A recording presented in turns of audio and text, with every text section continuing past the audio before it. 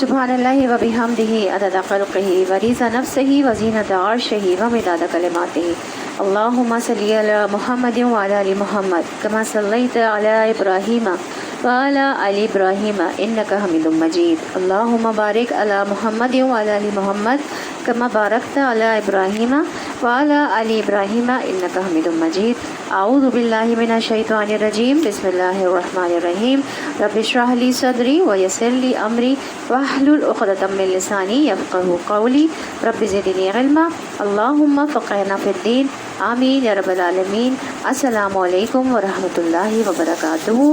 سلسلہ ہے فہم القرآن کا اور پارہ ہے پارہ نمبر 26 حامیم، اور سورہ فتح کی آیت نمبر 17 تک ہم کر چکے تھے۔ آج ہم شروع کریں گے سورہ فتح کی آیت نمبر 18 سے۔ اعوذ باللہ من الشیطان الرجیم بسم اللہ الرحمن الرحیم لقد رضی اللہ عن المؤمنین اذ یبایعونک تحت الشجرۃ فعلم ما فی قلوبہم فانزل السکینۃ علیہم واثابہم فتحا قریبا۔ پناہ میں آتی ہوں اللہ کی شیطان مردود سے۔ شروع اللہ کے نام سے جو بڑا مہربان نہایت رحم والا ہے۔ اللہ مومنوں سے خوش ہو گیا جب وہ درخت کے نیچے تم سے بیعت کر رہے تھے، ان کے دلوں کا حال اس کو معلوم تھا، اس لیے اس نے ان پر سکینت نازل فرمائی، ان کو انعام میں قریبی فتح بخشی اور بہت سا مال غنیمت انہیں عطا کر دیا جسے وہ ان قریب حاصل کریں گے۔ تو یہاں پہ بیت رضوان کا ذکر ہے کہ چونکہ درخت کے نیچے انہوں نے مومنوں کے نبی کریم صلی اللہ علیہ وسلم کے ہاتھ پر بیعت کی تھی، تو اللہ تعالیٰ نے ان کو جو انہوں نے عمرہ کرنے سے انہیں روک دیا گیا تھا اور آیات نازل ہوئی تھی کہ ابھی نہیں جائیں گے، اگلے سال جو ہے وہ عمرہ کریں گے، تو مسلمانوں میں بہت غم و غصہ تھا۔ تو اللہ تعالیٰ نے مومنوں کو سکینت نازل فرمائی، بہت ساری نعمتیں اس کے جواب میں اللہ تعالیٰ نے فرمائی کہ اگلے سال کر لینا، اور پھر ان کے دلوں پہ سکینت نازل فرمائی اور قریبی فتح، بہت ساری قریبی جگہوں کو انہوں نے فتح کیا، مطلب ان کو جنگ کی ان کے ساتھ اور انہیں کامیابی نصیب ہوئی اور بہت سا مال غنیمت بھی انہیں عطا کرا۔ تو اللہ زبردست اور حکیم ہے۔ اللہ تم سے بکثرت اموال غنیمت کا وعدہ کرتا ہے، جنہیں تم حاصل کرو گی فوری طور پر تو یہ فتح اس نے تمہیں عطا کر دی اور لوگوں کے ہاتھ تمہارے خلاف اٹھنے سے روک دیے تاکہ یہ مومنوں کے لیے ایک نشانی بن جائے اور اللہ سیدھے راستے کی طرف تمہیں ہدایت بخشے۔ اس کے علاوہ دوسری اور غنیمتوں کا بھی تم سے وعدہ کرتا ہے جن پر تم ابھی قادر نہیں ہوئے ہو، اللہ نے ان کو گھیر رکھا ہے، اللہ ہر چیز پر قادر ہے۔ تو یہ جو دوسری نعمتیں ہیں، غنیمتیں ہیں، وہ اس کا جو اشارہ ہے یہ فتح مکہ کی طرف ہے کہ ابھی تو مکہ تمہارے قابو میں نہیں آیا، لیکن جلد ہی تمہیں فتح مکہ کی کامیابی بھی حاصل ہو جائے گی۔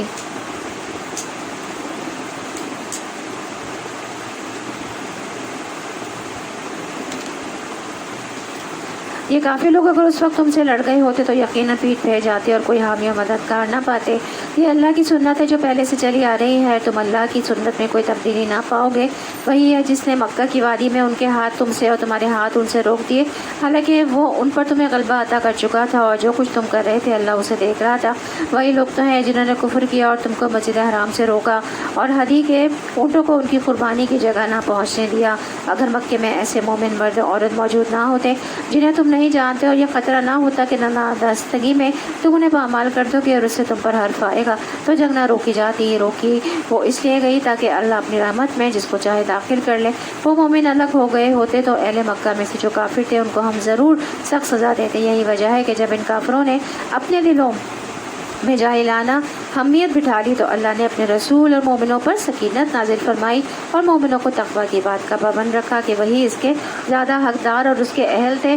اللہ ہر چیز کا علم رکھتا ہے، تو جو لوگ دین کے لیے سنسیئر ہوتے ہیں اللہ ان کو تقوی کی بات کا پابند رکھتا ہے، ان کو توفیق دیتا ہے کہ وہ اپنے منہ سے جو بھی بات نکالے وہ تقوی ہی پر مبنی ہو، اس میں ایک سیگریگیشن نہ ہو، اس میں کوئی جھوٹ نہ ہو اور اس میں کسی قسم کی کوئی خیانت بھی نہ ہو۔ فی الواقع اللہ نے اپنے رسول کو سچا خواب دکھایا تھا جو ٹھیک ٹھیک حق کے مطابق تھا۔ انشاءاللہ تم ضرور مسجد حرام میں پورے امن کے ساتھ داخل ہوگے اور اپنے سر منڈواؤ گے اور بال ترشواؤ گے، تمہیں کوئی خوف نہ ہوگا۔ وہ اس بات کو جانتا تھا جسے تم نہ جانتے تھے، اس لیے وہ خواب پورا ہونے سے پہلے اس نے یہ قریبی فتح تم کو عطا فرما دی۔ تو اس عمرے سے پہلے آپ صلی اللہ علیہ وسلم کو خواب میں دکھایا گیا تھا کہ آپ مکہ گئے ہیں لیکن حدیبیہ ہی سے واپس آنا پڑا، تو لوگوں کے دلوں میں وسوسے آنے لگے کہ آپ صلی اللہ علیہ وسلم کا خواب تو وہی ہوتا ہے تو پورا نہیں ہوا، تو یہ کیا ہو گیا؟ تو یہی ان نے تسلی دی جا رہی ہے کہ اس سال پورا نہیں ہوگا، انشاءاللہ اگلے سال جو ہے وہ خواب پورا ہو جائے گا۔ وہ اللہ ہی ہے جس نے اپنے رسول کو ہدایت اور دین حق کے ساتھ بھیجا ہے تاکہ اس کو پوری جن سے دین پر غالب کر دے، اور اس حقیقت پر اللہ کی گواہی کافی ہے۔ محمد صلی اللہ علیہ وسلم اللہ کے رسول ہیں، اور جو لوگ ان کے ساتھ ہیں وہ کفار پر سخت اور آپس میں رحیم ہیں۔ اور جب تم دیکھو گے انہیں رکوع و سجود اور اللہ کے فضل اور اس کی خوشنودی کی طلب میں مشغول پاؤ گے۔ سجود کے اثرات ان کے چہروں پر موجود ہیں جن سے وہ الگ پہچانے جاتے ہیں۔ اس میں ان لوگوں کی صفات جو ہے وہ پیش ہو رہی ہیں۔ محمد رسول اللہ والذین معہ اشداء، جو صحابہ کرام تھے نبی کریم صلی اللہ علیہ وسلم کے ساتھ، ان کی خصوصیات بیان ہو رہی ہیں کہ وہ سب سے پہلے کیا ہے، وہ کفار پر سخت ہے۔ سخت ہونے کا مطلب جو ہے وہ یہ ہے کہ اپنے مطلب پر لانا اس کے لیے مشکل ہے، یعنی کہ اس کو اس کے اپنی جو اس کی ثابت قدمی ہے اس سے اس کو ہٹانا مشکل ہے۔ وہ اپنے آپ میں ثابت قدم ہے، تم ان کو ہٹا نہیں سکتے، تو وہ بہت زیادہ طاقتور ہے اس سینس میں۔ وہ کفار پر سخت ہیں، کفار ان کو ان کے دین سے نہیں ہٹا سکتے، ان کو ان کی جو نیکی کی ان کو توفیق ملی ہے اور دین پہ جو ثابت قدمی ملی ہے اس سے کفار انہیں نہیں ہٹا سکتے، انہیں ڈگمگا نہیں سکتے۔ اس بات کا مطلب یہ ہے کہ وہ کفار پر سخت ہیں اور آپس میں رحیم ہیں، اور ایک دوسرے کے ساتھ کیا ہیں، رحم کرنے والے ہیں۔ جب تم دیکھو گے انہیں رکوع سجود، وہ نماز پڑھیں گے، اللہ کی عبادت کرتے ہوئے نظر آئیں گے، اللہ کے فضل اس کی خوشنودی کو طلب کرتے ہوئے مشغول پائیں جائیں گے۔ وہ تو سجود کے اثرات ان کے چہروں پر موجود ہیں جس سے وہ الگ ہی پہچانے جاتے ہیں۔ یہ ہے ان کی صفات تورات میں، اور انجیل میں ان کی مثال یوں دی گئی ہے کہ گویا ایک کھیتی ہے جس نے پہلے کوپل نکالی، پھر اس کو تقویت دی، پھر وہ گدرائی، پھر اپنے تنے پر کھڑی ہو گئی۔ کاشت کرنے والوں کو وہ خوش کرتی ہے تاکہ کفار ان کے پھیلنے پھولنے پر جلیں۔ اس گروہ کے لوگ جو ایمان لائے ہیں اور جنہوں نے نیک عمل کیے ہیں، اللہ نے ان سے مغفرت اور بڑے اجر کا وعدہ فرمایا ہے۔ وعد اللہ الذین آمنوا وعملوا الصالحات منہم مغفرۃ واجرا عظیما، مغفرت ملے گی اور اجر عظیم ملے گا۔ تو ان صحابہ کرام کی خصوصیات تورات میں بھی ہوئی تھیں، یہ جو اوپر بیان کی، اور انجیل میں بھی ان کی ایک مثال دے کر ایک کھیتی کے ذریعے کے کوپل نکلتی ہے، پھر وہ تقویت دیتی ہے، پھر وہ تنے پر کھڑی ہوتی ہے اور کاشت کرنے والوں کو وہ خوش کرتی ہے، تو کفار ان کے پھلے پھولنے پر جلتے ہیں۔ تو انجیل میں ان کی یہ والی اس طرح سے مثال ان کی دی گئی ہے، اور اللہ کے مغفرت اور اس کے اجر کا وعدہ فرمایا گیا ہے اس سورہ فتح میں۔ تو یہاں پہ الحمدللہ سورہ فتح جو ہے وہ مکمل ہوئی، یعنی جب انہیں دیکھو گے عبادت میں ہی مصروف نظر آئیں گے، یہ بات بالکل درست بات ہے جو قرآن نے کہی ہے۔ اس کا مطلب یہ نہیں کہ وہ جو سیاسہ گٹا پڑ جاتا ہے وہ نشان ہے، جو سجدوں کی کثرت کرتا ہے اس کے چہرے پر ایک خاص قسم کی روشنی ہوتی ہے اللہ کے آگے جھک جھک کر، یعنی ایک خاص سکینت اور ایک خاص اطمینان نظر آتا ہے۔ یہ اس سیاہ گٹے کی بات نہیں ہو رہی، ان کے چہروں سے پہچانے جاتے ہیں، وہ ایک ان کے چہرے پر خاص قسم کی روشنی ہوتی ہے اور خاص سکینت اور اطمینان ان کے چہروں پر نظر آتا ہے۔ اس چیز کی بات، اس چیز کی طرف اشارہ ہے۔ اب شروع ہوتی ہے سورہ حجرات۔ سورہ حجرات جو ہے وہ حجرے سے ہے، حجرات، یہ جو نبی کریم صلی اللہ علیہ وسلم کی وائف تھی، ساری بیویاں جو تھیں ان کے جو حجرے تھے ان کو ملا کے کہیں گے تو پلورل ہوگا تو حجرات ہو جائے گا، ایک جو حجرہ ہے اور بہت سارے حجرات کہلائیں گے۔ سورت اس پہ نازل ہوئی تھی، اس کی آیات کہ نبی کریم صلی اللہ علیہ وسلم کی عزت اور احترام اور ادب اور احترام ان کا بہت زیادہ ضروری ہے، کیونکہ جب کچھ لوگ عرب سے قبائل آئے تھے، وہ نبی کریم صلی اللہ علیہ وسلم سے ملاقات کرنا چاہتے تھے، تو انہوں نے کیا کیا تھا کہ وہ آئے اور دوپہر کے وقت جب نبی کریم صلی اللہ علیہ وسلم حجرے میں آرام فرما رہے تھے، اپنی کسی زوجہ تھی ان کے حجرے میں آرام فرما رہے تھے، تو آ کے انہوں نے ان کو دروازہ بجایا، دوپہر میں قیلولہ کر رہے تھے اور ان کو ڈسٹرب کیا، اور بدتمیزی ایک طرح سے ہے نا کہ یہ آرام کا وقت ہے تو آپ اس طرح سے آ کے ان کو ڈسٹرب نہیں کرے، زور زور سے دروازہ بجایا اور ان کو آواز دے دے کے چیخ کر باہر بلانے کی کوشش کی۔ تو اس کے بعد جو ہے وہ سورہ حجرات جو ہے وہ نازل ہوئی تھی کہ نبی کریم صلی اللہ علیہ وسلم ان کا احترام ہے، ادب ہے، ان کو اس طرح سے آپ نے نہیں بلانا ہے، بہت ان کو دیکھنا ہے کہ وہ کیا اس وقت ان کا آرام کا وقت ہے، اور ان سے ملاقات کا ایک طریقہ ہے۔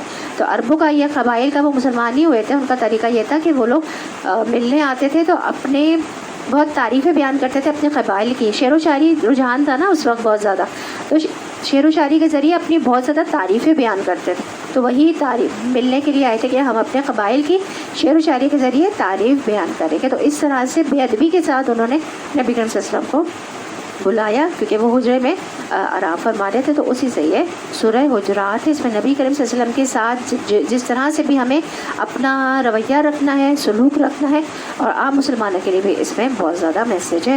بسم اللہ الرحمن الرحیم. یا ایھا الذین آمنوا لا تقدموا بین یدی اللہ ورسولہ واتقوا اللہ ان اللہ سمیع علیم. شروع کرتی ہوں اللہ کے نام سے جو بڑا مہربان نہایت رحم والا ہے. اے لوگوں جو ایمان لائے ہو, اللہ اور اس کے رسول کے آگے پیش قدمی نہ کرو اور اللہ سے ڈرو, اللہ سب کچھ سننے اور جاننے والا ہے. اے لوگوں جو ایمان لائے ہو, اپنی آواز نبی کی آواز سے بلند نہ کرو اور نہ نبی کے ساتھ اونچی آواز سے بات کرو جس طرح تم آپس میں ایک دوسرے سے کرتے ہو, کہیں ایسا نہ ہو کہ تمہارا کیا کرایا سب غارت ہو جائے اور تمہیں خبر بھی نہ ہو. تو نبی کریم صلی اللہ علیہ وسلم کے کلام پر, آپ کی حدیث پر اپنی عقل و فہم اور اپنا فلسفہ بگاڑنے سے منع کیا گیا ہے. جب اللہ سبحانہ و تعالیٰ نے نبی کریم صلی اللہ علیہ وسلم کو کی آواز پر اپنی آواز بلند کرنے سے منع کیا تو پھر کس کی مجال ہے کہ وہ آپ کی بات سے آگے بڑھ کر کوئی بات کرے اور اپنی بات کو زیادہ اہمیت دے. دو چیزیں ہیں یہاں پہ, ایک تو یہ کہ آواز کا والیوم آپ صلی اللہ علیہ وسلم کی آواز سے اونچا نہ ہو, اور دوسرا یہ کہ آپ کی مجلس میں یا مسجد میں یا آپ کی موجودگی میں آپس میں ایک دوسرے کے اوپر آوازیں بلند نہ کرو اور شور شرابہ نہ کرو. تو پیچھے سورہ محمد میں بھی ہم نے اعمال کی بربادی کی تفصیل پڑھی تھی, تو ہم ایک اور اس میں ایڈیشن کر لیجئے کہ نبی کریم صلی اللہ علیہ وسلم کی کہ آگے اب آج ہم اس چیز کو کیسے اپلائی کریں گے. آج تو نبی کریم صلی اللہ علیہ وسلم موجود نہیں, تو جہاں پہ بھی ان کا تذکرہ ہو نبی درود شریف پڑھنا ہے ان پہ, اور جہاں ان کی یہ بیان ہو رہا ہے ان کے بارے میں باتیں کی جا رہی ہیں, سیرت النبی پہ بات کی جا رہی ہے, تو اس وقت بہت خاموشی سے ادب احترام سے ان کی بات سنیے. حدیث جو ہے وہ اس پہ بہت زیادہ غور کرنا ہے, اس پر عمل کرنا ہے, سنت پر عمل کرنا ہے. اور جب ہم وہاں پہ جاتے ہیں, نبی کریم صلی اللہ علیہ وسلم مدینے جاتے ہیں وہاں پہ, تو وہاں پہ بھی جا کر ہم درود شریف پڑھتے ہیں تو عزت اور احترام کے ساتھ, اور شور شرابہ وہاں پہ بھی نہیں کرنا ہے.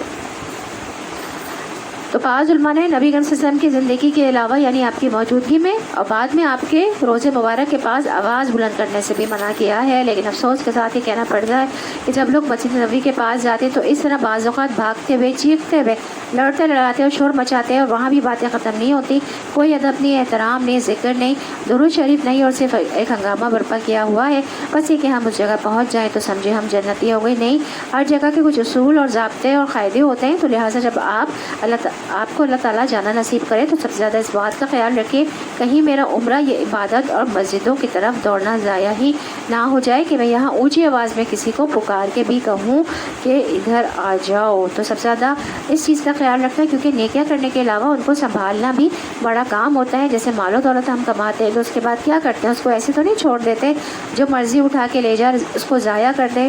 مال کما کے اس کو سنبھالتے ہیں, اس کی حفاظت کرتے ہیں. اعمال کما کے بھی ہمیں اس کی حفاظت کرنی ہے. تو نبی کریم صلی اللہ علیہ وسلم کی عزت اور احترام, ادب اور احترام آج کے دور میں بھی ہم آپ کو پتہ چل گیا کس طرح سے کرنا ہے, کیونکہ یہ بھی ہمارے نیک اعمال کے ضائع ہونے کا ایک سبب ہے. اور ان میں سے ایک نبی کریم صلی اللہ علیہ وسلم کا احترام. اور پھر اس کے بعد تیسرے درجے پر علماء نے کہا ہے کہ جو لوگ نبی کریم صلی اللہ علیہ وسلم کی تعلیمات کی مجلس میں ہوں, جہاں آپ کی احادیث پڑھی جاتی ہوں یعنی قرآن, تو ویسے ہی خاموشی سے سننا بھی چاہیے. جنہوں نے سمجھ لیا تھا کہ خاموش ہو کر یہ قرآن سننا چاہیے, اور اسی طرح حدیث کی مجلس میں بھی خاموشی اختیار کرنی چاہیے. ہمارے دین کا امتیازی نشان جو ہے وہ بھی ادب اور احترام ہے, اور ہمارا دین اسی طرح کا آزادی والا نہیں کہ جس میں جس کو جو چاہے وہ کہنے کے بھی طریقے ہیں. بڑوں کا احترام ہے, والدین کا احترام ہے, استاد کا احترام ہے, علماء کا احترام ہے. تو اسی طرح یہ بھی کہا گیا کہ علماء انبیاء کے وارث ہیں. اگر نبی کی مجلس میں آواز بلند کرنے کی اجازت نہیں تو علماء کی مسجد میں بھی آوازیں بلند نہیں کرنی چاہیے. علماء کا بھی احترام کرنا چاہیے, یعنی علم والوں کا احترام ہمارے دین کا حصہ ہے. اس لیے ہمارے دین میں یہ کوئی خوبی نہیں کہ ٹیچر کو ٹیچر کہہ کر یا نام لے کر بلائے کہ جس سے وہ یہ سمجھے کہ میں بہت کانفیڈنٹ ہوں. ٹھیک ہے, کسی جگہ کا کوئی کلچر ایسا ہو سکتا ہے, لیکن اس کے اندر بھی لحاظ, ادب اور احترام بہت ضروری ہے. ہمیں دنیاوی جو پڑھائی ہے, تعلیم ہے, اپنے بچوں کو چاہیے کہ ہم بتائیں کہ ٹیچر یا استاد جو علم دے رہا ہے اس کی بھی بہت زیادہ اہمیت ہے, اور اس سے بھی ہمیں بدتمیزی نہیں کرنی، اور کانفیڈنٹ ہونے کا مطلب یہ ہرگز نہیں ہے کہ ہم اپنے استادوں کے ساتھ بدتمیزی کریں۔ ایک تو 3 باتیں ہو گئی، نبی کریم صلی اللہ علیہ وسلم کی خود کی بات کی جا رہی ہے، اور وہاں مدینہ جا کے بات جا رہے ہیں وہاں پہ، تو نہایت ادب اور احترام ہے ان کی بات۔ یہاں پہ دنیا میں کہیں بھی ان کی حدیث بیان ہو رہی ہے، ان کے بارے میں بات ہو رہی ہے، تو درود شریف پڑھنا بھی ادب اور احترام میں آتا ہے، اور خاموشی کے ادب کے ساتھ ان کی بات حدیث کو سننا بھی ادب اور احترام میں آتا ہے۔ پھر استاد علم والے کی بات ہو گئی، تو ہمیں علماء کرام کا بھی کرنا ہے جو کہ نبی کریم صلی اللہ علیہ وسلم کی حدیث کو پڑھ رہے ہیں، ان کو بھی ہم نے ادب اور احترام کے ساتھ سننا، ان کو بھی ادب اور احترام دینا، اور جو ہمارے دنیاوی ٹیچر ہیں ان کے لیے بھی ہمیں یہ سبق ملتا ہے۔ ہمیں دنیا میں بھی تو ہم ہر چیز اپلائی کرتے ہیں نا، تو امی پوائنٹ دنیا کے لیے بھی یہی ہے کہ ہمارے جو دین، ہماری دنیا کے جو استاد ہیں جو علم ہمیں دیتے ہیں، ان کا بھی ادب اور احترام بہت زیادہ ضروری ہے۔ جو لوگ رسول خدا کے حضور بات کرتے ہوئے اپنی آواز پست رکھتے ہیں، تو در حقیقت وہی لوگ ہیں جن کے دلوں کو اللہ نے تقویٰ کے لیے جانچ لیا ہے، ان کے لیے مغفرت ہے اور اجر عظیم۔ اے نبی، جو لوگ تمہیں حجروں کے باہر سے پکارتے ہیں ان میں سے اکثر بے عقل ہیں۔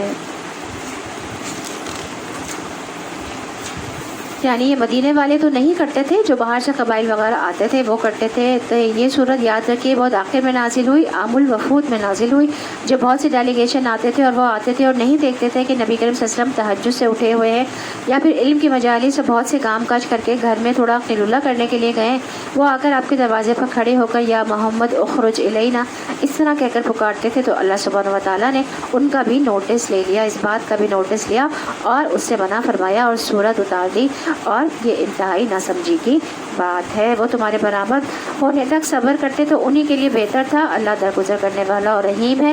اے لوگو جو ایمان لائے ہو، اگر کوئی فاسق تمہارے پاس کوئی خبر لے کر آئے، اب اس میں سورہ حجرات میں سارے نا ہماری عام روزمرہ زندگی سے متعلق جو ہماری برائیاں ہیں نا ان کو ڈسکس کیا گیا ہے۔ اے لوگو جو ایمان لائے ہو، اگر کوئی فاسق تمہارے پاس کوئی خبر لے کر آئے تو تحقیق کر لیا کرو، کہیں ایسا نہ ہو کہ تم کسی گروہ کو نادانستہ نقصان پہنچا بیٹھو، پھر اپنے کیے پر پشیمان ہو۔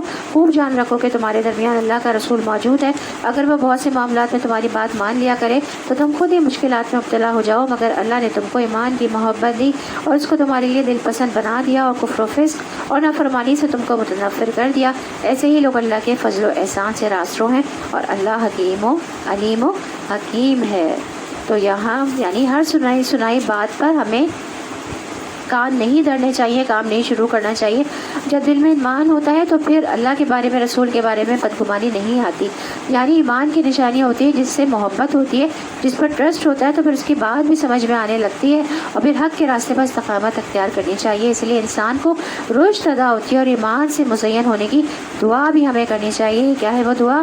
اللہم زینا بزینت الایمان، اے اللہ ہمیں ایمان کی زینت سے مزین کر دے، واجعلنا ہداۃ مہتدین، اور بنا دے اور خوبصورت بنا دے، ہمیں بیوٹیفائی کر دے اور ہمیں ہدایت یافتہ اور ہدایت کنندہ بنا دے۔ اچھا، یہ اس کے ساتھ ہے، یعنی ایمان کے ساتھ خوبصورت بنا دے، بیوٹیفائی کر دے۔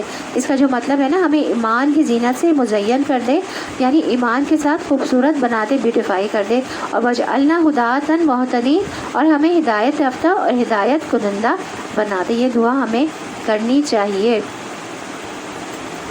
اچھا، رشد جو ہوتی ہے نا، اسی سے انسان کو رشد عطا ہوتی ہے۔ تو جب ہم نیکی کے راستے پر استقامت اختیار کرتے ہیں، اس کے بعد ہمیں رشد بھی ہدایت ہی ہوتی ہے۔ لیکن جو مستقل نیکی ہے نا، آپ کی ہیبٹ بن گئی ہے اور آپ کئی سالوں سے آپ کرتے آ رہے ہیں، تو وہ چیز کیا ہے؟ وہ رشد کہلاتی ہے۔ اس لیے کہتے ہیں نا کہ رشد و ہدایت عطا فرمائے اللہ تعالیٰ آپ کو، رشد و ہدایت۔ تو ہدایت میں، نیکیوں میں اور رشد میں فرق ہے۔ ہدایت جو ہے وہ ون ٹائم کی ہوتی ہے، اور رشد جو ہے وہ مستقل مزاجی ہے۔ ہدایت کو مستقل مزاجی کے ساتھ لے کر چلنا، یعنی ایسا نہ ہو کہ اگر ہم جوڑ گئے ہیں قرآن سے تو اب یہ تو ہدایت تو آ گئی، لیکن یہ کیا ہوگا اگر ہم نے اس کو پوری زندگی قرآن کو اپنے ساتھ رکھا، تو اس کا مطلب ہے کہ ہم رشد پہ آ گئے، مستقل مزاجی سے ہم نے کوئی نیکی کو اختیار کر لیا۔ رشد کے معنی مستقل مزاجی، مستقل مزاجی کے ساتھ نیکی کو اختیار کرنا، تو یہ چیز ہے۔ اور پھر اللہم، یہ دعا بھی یاد کر لیں، بہت پیاری دعا ہے، اللہم زینا بزینت الایمان۔ اس چھوٹی پہلے اسی کو یاد کر لیں، اللہم زینا بزینت الایمان، اے اللہ ہمیں ایمان کی زینت سے مزین کر دے۔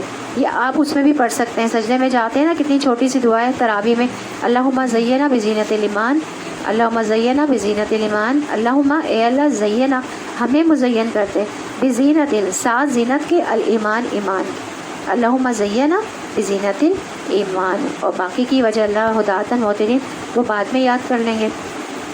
اتنی سی بھی ہم پڑھ سکتے ہیں. اور اگر اہل ایمان میں سے دو گروہ آپس میں لڑ جائیں تو ان کے درمیان صلح کراؤ. پھر اگر ان میں سے ایک گروہ دوسرے گروہ پر زیادتی کرے تو زیادتی کرنے والے سے لڑو یہاں تک کہ وہ اللہ کے حکم کی طرف پلٹ آئے. پھر اگر وہ پلٹ آئے تو ان کے درمیان عدل کے ساتھ صلح کرا دو اور انصاف کرو کہ اللہ انصاف کرنے والوں کو پسند کرتا ہے. مومن تو ایک دوسرے کے بھائی ہیں, لہٰذا اپنے بھائیوں کے درمیان تعلقات کو درست کرو اور اللہ سے ڈرو. امید ہے کہ تم پر رحم کیا جائے گا. تو یہاں صلح کروانے کی بات کی گئی ہے. صلح کروانا اللہ کی پسند کا صدقہ ہے, تو جو کوئی کرے اللہ کو یہ صدقہ بہت پسند ہے, صلح کروانا دو مسلمان بھائیوں کے درمیان. رسول اللہ صلی اللہ علیہ وسلم نے فرمایا, کیا میں تمہیں ایسے صدقے کے بارے میں نہ بتاؤں جس کے مصرف کو اللہ تعالیٰ بہت پسند فرماتے ہیں؟ تم لوگوں کے درمیان صلح کروا دیا کرو. یہ ایک ایسا صدقہ ہے کہ اللہ تعالیٰ اس کے مصرف کو پسند کرتے ہیں, یعنی اس کام کے کرنے کو پسند کرتے ہیں. اور یہاں سے یہ بھی پتہ چلتا ہے کہ دینی بھائی چارہ نسبی بھائی چارے سے زیادہ مضبوط ہے, خون کے رشتوں سے زیادہ مضبوط ہے ایمان کا رشتہ. اسی لیے مومنوں کو آپس میں بھائی بھائی کہا گیا ہے, اخوہ کہا گیا ہے. ایک اور حدیث میں بھی آتا ہے مومن مومن کا آئینہ ہے, مومن مومن کا بھائی ہے. اس کے مال کا نقصان ہوتا ہو تو بچاؤ کرتا ہے, اس کی غیر موجودگی میں اس کی عزت کی حفاظت کرتا ہے, یعنی اس کے خلاف کوئی بات کرے تو وہ اسے ڈیفینڈ کرتا ہے. ہمیں بھی ایسا ہی کرنا چاہیے. اے لوگوں جو ایمان لائے ہو, نہ مرد دوسرے مردوں کا مذاق اڑائیں, ہو سکتا ہے وہ ان سے بہتر ہو, اور نہ عورتیں دوسری عورتوں کا مذاق اڑائیں, ہو سکتا ہے وہ ان سے بہتر ہو. آپس میں ایک دوسرے پر تان نہ کرو اور نہ ایک دوسرے کو برے القاب سے یاد کرو. ایمان لانے کے بعد فسق میں نام پیدا کرنا بہت بری بات ہے. جو لوگ اس روش سے باز نہ آئیں پھر وہ ظالم ہیں. عام طور پر لوگ کسی کا کیوں مذاق اڑاتے ہیں؟ بعض اوقات انسیکیور ہوتے ہیں, دوسروں سے تو پہلے ہی وہ اٹیک کر دیتے ہیں مذاق اڑا کر. اسی طرح بعض اوقات لوگ زندگی میں خود ناکام ہوتے ہیں, ان کی محرومیاں ہوتی ہیں, اور کسی کو دیکھتے ہیں کامیاب تو پھر وہ ان کو کرٹیسائز کرتے ہیں, ریڈیکیول کر کے فائدہ اٹھانا چاہتے ہیں. اسی طرح کچھ لوگوں کی لو سیلف اسٹیم ہوتی ہے کچھ لوگوں کی وجہ سے, تو وہ ایکسٹریم جیلسی کا شکار ہو جاتے ہیں. کوئی آگے بڑھ رہا ہے تو ان کا مذاق اڑا کر ان کو لیٹ ڈاؤن کرنے کی کوشش کرتے ہیں. کچھ لوگوں کے اندر انفیریئر کمپلیکس ہوتا ہے جس کی وجہ سے وہ دوسرے لوگوں کا مذاق اڑا کر اپنا احساس کمتری کو اس طرح سے سیٹسفائی کر لیتے ہیں کہ ان کو خوشی مل جاتی ہے, وہ کسی کو طنز کر دیتے ہیں, کسی کو تکلیف پہنچا کے. تو یہاں ہمارے دین نے اس سے منع فرمایا ہے. کوئی بھی ریزن ہو مذاق اڑانے کی یا لان تان کرنے کی, کوئی بھی ریزن ہو تو وہ ہمارے دین نے اس سے منع کیا ہے. ہم کسی کا بھی مذاق نہیں اڑا سکتے. عمرو بن شرحبیل کہتے ہیں کہ اگر میں کبھی کسی کو دیکھوں کہ وہ بکری کا دودھ پی رہا ہے اور میں اس پر ہنسوں, بعض اوقات ایسا ہوتا ہے کہ کوئی ایسا کام کر رہا ہوتا ہے کہ آپ کی نگاہ میں بہت اچھا نہیں ہے, تو مجھے ڈر ہے کہ مجھ سے بھی وہ کام ہو جائے جو اس نے کیا. عام طور پر ہوتا یہی ہے. آپ دیکھیں کہ جو لوگ مذاق اڑاتے ہیں نا, تھوڑی دیر کے بعد وہی وہ خود کام کر رہے ہوتے ہیں.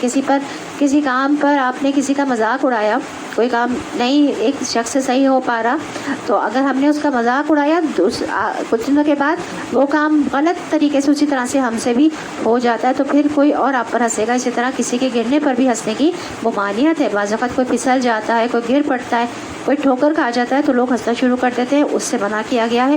حضرت عائشہ رضی اللہ عنہ کے سامنے ایسے ہی کچھ نوجوان ہنس رہے تھے. آپ نے پوچھا تو کہا فلاں آدمی خیمے کی رسی سے گر گیا ہے تو اس کی آنکھ یا گردن جاتے جاتے بچی ہے. حضرت عائشہ رضی اللہ عنہ نے فرمایا مت ہنسو, کیونکہ میں نے رسول اللہ صلی اللہ علیہ وسلم سے سنا ہے, آپ صلی اللہ علیہ وسلم نے فرمایا کہ جس مسلمان کو کوئی کانٹا یا کانٹے سے بڑھ کر کوئی چیز لگ گئی تو اس کے بدلے اس کے لیے ایک درجہ لکھا جاتا ہے اور اس کے ذریعے اس کا گناہ مٹا دیا جاتا ہے. وہ اگر گرا ہے تو اس کے تو درجے بلند ہوئے اور تم اس پر ہنس رہے. بظاہر دیکھیں نا دنیا میں وہ نیچے مطلب ایک کم ہو گیا. آپ یہ دیکھیں عام طور پر ہم ایسے ہی لوگوں کا کانسیپٹ ہے کہ جو کم ہو جاتا ہے نا, جو دنیا میں کسی کے پاس دنیا کم ہو گئی, پہلے زیادہ تھی کم ہو گئی کسی بھی لحاظ سے, اگر کچھ سوشلی یا فائنینشلی کوئی چیز پہلے تھی اور پھر کم ہو گئی تو لوگ ان کو بہت کمتر خیال کرنے لگتے ہیں. تو یہ سب چیزیں تو اللہ تعالیٰ کی طرف سے ہیں, اور جب یہ کمی ہوتی ہے ہمارے پاس تو کیا ہوتا ہے, اللہ تعالیٰ ہمارا درجہ بلند کر دیتے ہیں اور ہمارے گناہ مٹا دیتے ہیں۔ تو عموماً انسان ایک دوسرے کو حقیر سمجھ کر ایک دوسرے پر ہنس رہا ہوتا ہے۔ نبی کریم صلی اللہ علیہ وسلم نے فرمایا کہ انسان کے بدترین ہونے کے لیے یہی کافی ہے کہ وہ اپنے مسلمان بھائی کو حقیر سمجھے، ولا تلمزوا انفسکم، ایک دوسرے کو تانا بھی نہیں دینا چاہیے۔ مومن بھائی کو تانا دینا دراصل خود کو تانا دینا ہے، کیونکہ سب مومن ایک جسم کے مانند ہیں۔ آپ صلی اللہ علیہ وسلم نے فرمایا مومن تانا دینے والا نہیں ہوتا، کسی کو بدلے کے طور پر بھی تانا نہیں دینا چاہیے، کیونکہ بعض اوقات کوئی آپ کو تانا دیتا ہے تو آپ کہتے ہیں کہ تم ہوگے، تم ایسے، اور نعوذ باللہ تمہارے ماں باپ اور فلاں فلاں ایسے بھی اس طرح سے ظلم میں آگے بڑھ جاتے۔ اس طرح دوسرے کے عیب بھی ہمیں تلاش نہیں کرنے چاہیے۔ اے لوگوں جو ایمان لائے ہو، بہت گمان کرنے سے پرہیز کرو، بعض گمان گناہ ہوتے ہیں۔ تجسس نہ کرو، تم میں سے کوئی کسی کی غیبت نہ کرے۔ کیا تمہارے اندر کوئی ایسا ہے جو اپنے مرے ہوئے بھائی کا گوشت کھانا پسند کرے گا؟ دیکھو تم خود اس سے گھن کھاتے ہو۔ اللہ سے ڈرو، اللہ بڑا توبہ قبول کرنے والا اور رحیم ہے۔ پھر کیا فرمایا جا رہا ہے؟ گمان کرنے سے پرہیز کرو، کیونکہ بعض گمان گناہ ہوتے ہیں۔ تو دوسروں کے بارے میں برے گمان سے بچنا چاہیے۔ بعض اوقات کوئی ہمیں نصیحت کرتا ہے تو ہم اس کے بارے میں بھی برا گمان کرنا شروع کر دیتے ہیں کہ یہ اس وجہ سے مجھے کہہ رہا ہوگا کہ یہ بھی تو بدگمانی ہے۔ آپ کو کیا پتا کہ وہ کیوں کہہ رہا ہے؟ تو فرمایا بدگمانی سے بچو، کیونکہ بدگمانی بہت زیادہ جھوٹی بات ہے۔ اسی طرح تجسس سے بھی منع کیا گیا ہے۔ نبی کریم صلی اللہ علیہ وسلم نے فرمایا جو شخص دوسرے کی بات سننے کے لیے کان لگائے جو اس کو پسند نہیں، یا اس سے بھاگتے ہیں کہ وہ ان کے سامنے بات نہیں کرنا چاہے، تو ایسے شخص کانوں میں قیامت کے دن پگھلا ہوا سیسا ڈالا جائے گا۔ پھر اسی طرح کوئی کسی کی غیبت نہ کرے۔ غیبت کیا ہوتی ہے؟ کسی کے پیٹھ پیچھے اس کی برائی کرنا، اور اس کے بارے میں ہم بہت ڈیٹیل میں پہلے بھی پڑھ چکے ہیں۔ رسول اللہ صلی اللہ علیہ وسلم کے پاس ایک آدمی کا ذکر کیا گیا کہ جب تک اسے کھلایا نہ جائے کھاتا نہیں، جب تک سوار نہ کرو سوار نہیں ہوتا۔ نبی کریم صلی اللہ علیہ وسلم نے فرمایا تم لوگوں نے اس کی غیبت کی، تو صحابہ نے کہا اللہ کے رسول یہ باتیں تو وہی ہے جو اس کے اندر ہیں۔ تو آپ صلی اللہ علیہ وسلم نے فرمایا یہی تو غیبت ہے کہ تم اپنے بھائی کے اس عیب کا ذکر کرو جو اس کے اندر موجود ہے۔ اسی طرح کسی کی نقل اتارنا، ایک مرتبہ حضرت عائشہ رضی اللہ عنہ نے نبی کریم صلی اللہ علیہ وسلم کے سامنے کسی عورت کی نقل اتاری، تو آپ صلی اللہ علیہ وسلم نے فرمایا کہ تم نے اس کی غیبت کی ہے، یعنی کسی کی آواز کی ہے، کسی کے اسٹائل کی نقل اتارنا یہ بھی مناسب نہیں ہے، اور دین میں کیا ہے ناپسندیدہ ہے۔ ابو قلابہ کہتے ہیں کہ جب سے مجھے غیبت کا گناہ پتہ چلا ہے میں نے کبھی کسی کی غیبت نہیں کی، بلکہ غیبت تو کبیرہ گناہ میں آتا ہے۔ میمون کسی کی غیبت کرنے نہیں دیتے تھے، کوئی ان کے پاس کرتا تھا تو اٹھ کر چلے جاتے تھے۔ عمر بن خطاب رضی اللہ عنہ کہتے ہیں لوگوں کے بارے میں باتیں کرنے سے بچو، کیونکہ یہ ایک بیماری ہے۔ اللہ کا ذکر کرو کیونکہ اس میں شفا ہے۔ لوگوں کی باتیں نہ کرو، اس میں کوئی نہ کوئی غیبت ہو جائے گی، لیکن اللہ کا ذکر کرو گے تو تمہارے دل ٹھنڈے رہیں گے۔ سبحان اللہ، کتنی پیاری بات ہے۔ عمر بن عبید سے کہا گیا کہ فلاں آدمی نے آپ کے بارے میں اتنی عیب جوئی کی کہ ہمیں آپ پر رحم آنے لگا، تو انہوں نے کہا کہ اس سے بچو اور اس پر رحم کھاؤ، یعنی اس کو باتیں کرنے کا موقع نہ دو جو کہ غیبت کر رہا ہے، اس پر ہی رحم کھاؤ، اور روکنا بھی چاہیے اور ٹوکنا بھی چاہیے، کیونکہ ہم نے اس سے پہلے پورا ڈیٹیل میں اس کے بارے میں پڑھا ہے کہ کس طرح سے ہم روک سکتے ہیں۔ لوگوں ہم نے تم کو ایک مرد اور ایک عورت سے پیدا کیا، اور پھر تمہاری قومیں اور برادریاں بنا دی تاکہ تم ایک دوسرے کو پہچانو۔ در حقیقت اللہ کے نزدیک تمہیں سب سے زیادہ عزت والا وہ ہے جو تمہارے اندر سب سے زیادہ پرہیزگار ہے۔ یقینا اللہ سب کچھ جاننے والا و باخبر ہے۔ یہ بدوی کہتے ہیں ہم ایمان لائے، ان سے کہو تم ایمان نہیں لائے بلکہ یوں کہو کہ ہم مطیع ہو گئے۔ اب یہ بہت امپورٹنٹ آیت ہے سمجھنے کے لیے، ایمان ابھی تمہارے دلوں میں داخل نہیں ہوا۔ قل لم تؤمنوا ولكن قولوا اسلمنا ولما يدخل الايمان في قلوبكم۔ تو اسلمنا کا مطلب ہوتا ہے ہم اسلام لے آئے۔ ان سے کہو کہ ہم ایمان لائے نہیں، ان سے کہو ہم اسلام لے آئے، ہم مطیع ہو گئے، یعنی کہ ہم نے کلمہ پڑھ لیا لیکن ابھی ہمارے دل میں ایمان جو ہے وہ داخل نہیں ہوا۔ ایمان دل میں داخل ہوتا ہے تو پھر عمل سے جھلکنا چاہیے۔ ایمان ابھی تمہارے دلوں میں داخل نہیں ہوا ہے، اگر تم اللہ اور اس کے رسول کی فرما برداری اختیار کر لو تو وہ تمہارے اعمال کے اجر میں کوئی کمی نہیں کرے گا۔ یقیناً اللہ بڑا درگزر کرنے والا اور رحیم ہے۔ حقیقت میں تو مومن وہ ہیں جو اللہ اور اس کے رسول پر ایمان لائے ہیں، پھر انہوں نے کوئی شک نہ کیا اور اپنی جانوں اور مالوں سے اللہ کی راہ میں جہاد کیا، وہی سچے لوگ ہیں۔ اے نبی، ان مدعیان ایمان سے کہو کہ کیا تم اللہ کو اپنے دین کی اطلاع دے رہے ہو، حالانکہ اللہ زمین اور آسمان کی ہر چیز کو جانتا ہے اور وہ ہر چیز کا علم رکھتا ہے۔ یہ لوگ تم پر احسان جتاتے ہو کہ انہوں نے اسلام قبول کر لیا، ان سے کہو اپنے اسلام کا احسان مجھ پر نہ رکھو، بلکہ اللہ تم پر احسان اپنا رکھتا ہے کہ اس نے تمہیں ایمان کی ہدایت دی، اگر تم واقعی اپنے دعوی ایمان میں سچے ہو۔ اللہ زمین اور آسمانوں کی ہر پوشیدہ چیز کا علم رکھتا ہے اور جو کچھ تم کرتے ہو وہ سب اس کی نگاہ میں ہے۔ تو جو یہ ساری برائیاں جو ہے ان کا ذکر ہوا، تو جو ان تمام برائیوں سے بچتا ہے وہ کیا کہلائے گا؟ وہ متقی کہلائے گا۔ تو یہ جو ذات پات کے جو قصے ہیں، قبیلے اور کنبوں کی وجہ سے فخر جتانا، یہ بھی ناپسندیدہ ہے۔ عزت کسی خاص قبیلے کے ہونے سے نہیں ہوتی، اللہ کے ہاں تقویٰ کی وجہ سے عزت ہوتی ہے۔ جیسے کہ یہ ہم نے پڑھا نا، در حقیقت اللہ کے نزدیک تمہیں سب سے زیادہ عزت والا کون ہے؟ جو تمہارے اندر سب سے زیادہ پرہیزگار ہے۔ یہاں پہ ہماری سورہ حجرات مکمل ہوئی، اب شروع ہوتی ہے سورہ قاف۔ سورہ قاف کے بارے میں آتا ہے کہ آپ صلی اللہ علیہ وسلم اس سورت کو فجر کی نماز میں تلاوت کیا کرتے تھے، جمعہ کے خطبے میں اس کی قرأت کیا کرتے تھے، عید کی نماز میں اس کی قرأت کیا کرتے تھے۔ اس سے آپ اس سورت کی اہمیت کا اندازہ لگا سکتے ہیں۔ چھوٹی سی سورت ہے تو ہم اس کو یاد بھی کر سکتے ہیں، اس کو حفظ بھی کر سکتے ہیں اور فجر کی نماز میں اس کو پڑھ بھی سکتے ہیں۔ بسم اللہ الرحمن الرحیم۔ قاف والقرآن المجید بل عجبوا ان جاءهم منذر منهم فقال الكافرون هذا شيء عجیب۔ شروع کرتی ہوں اللہ کے نام سے جو بے انتہا مہربان نہایت رحم والا ہے۔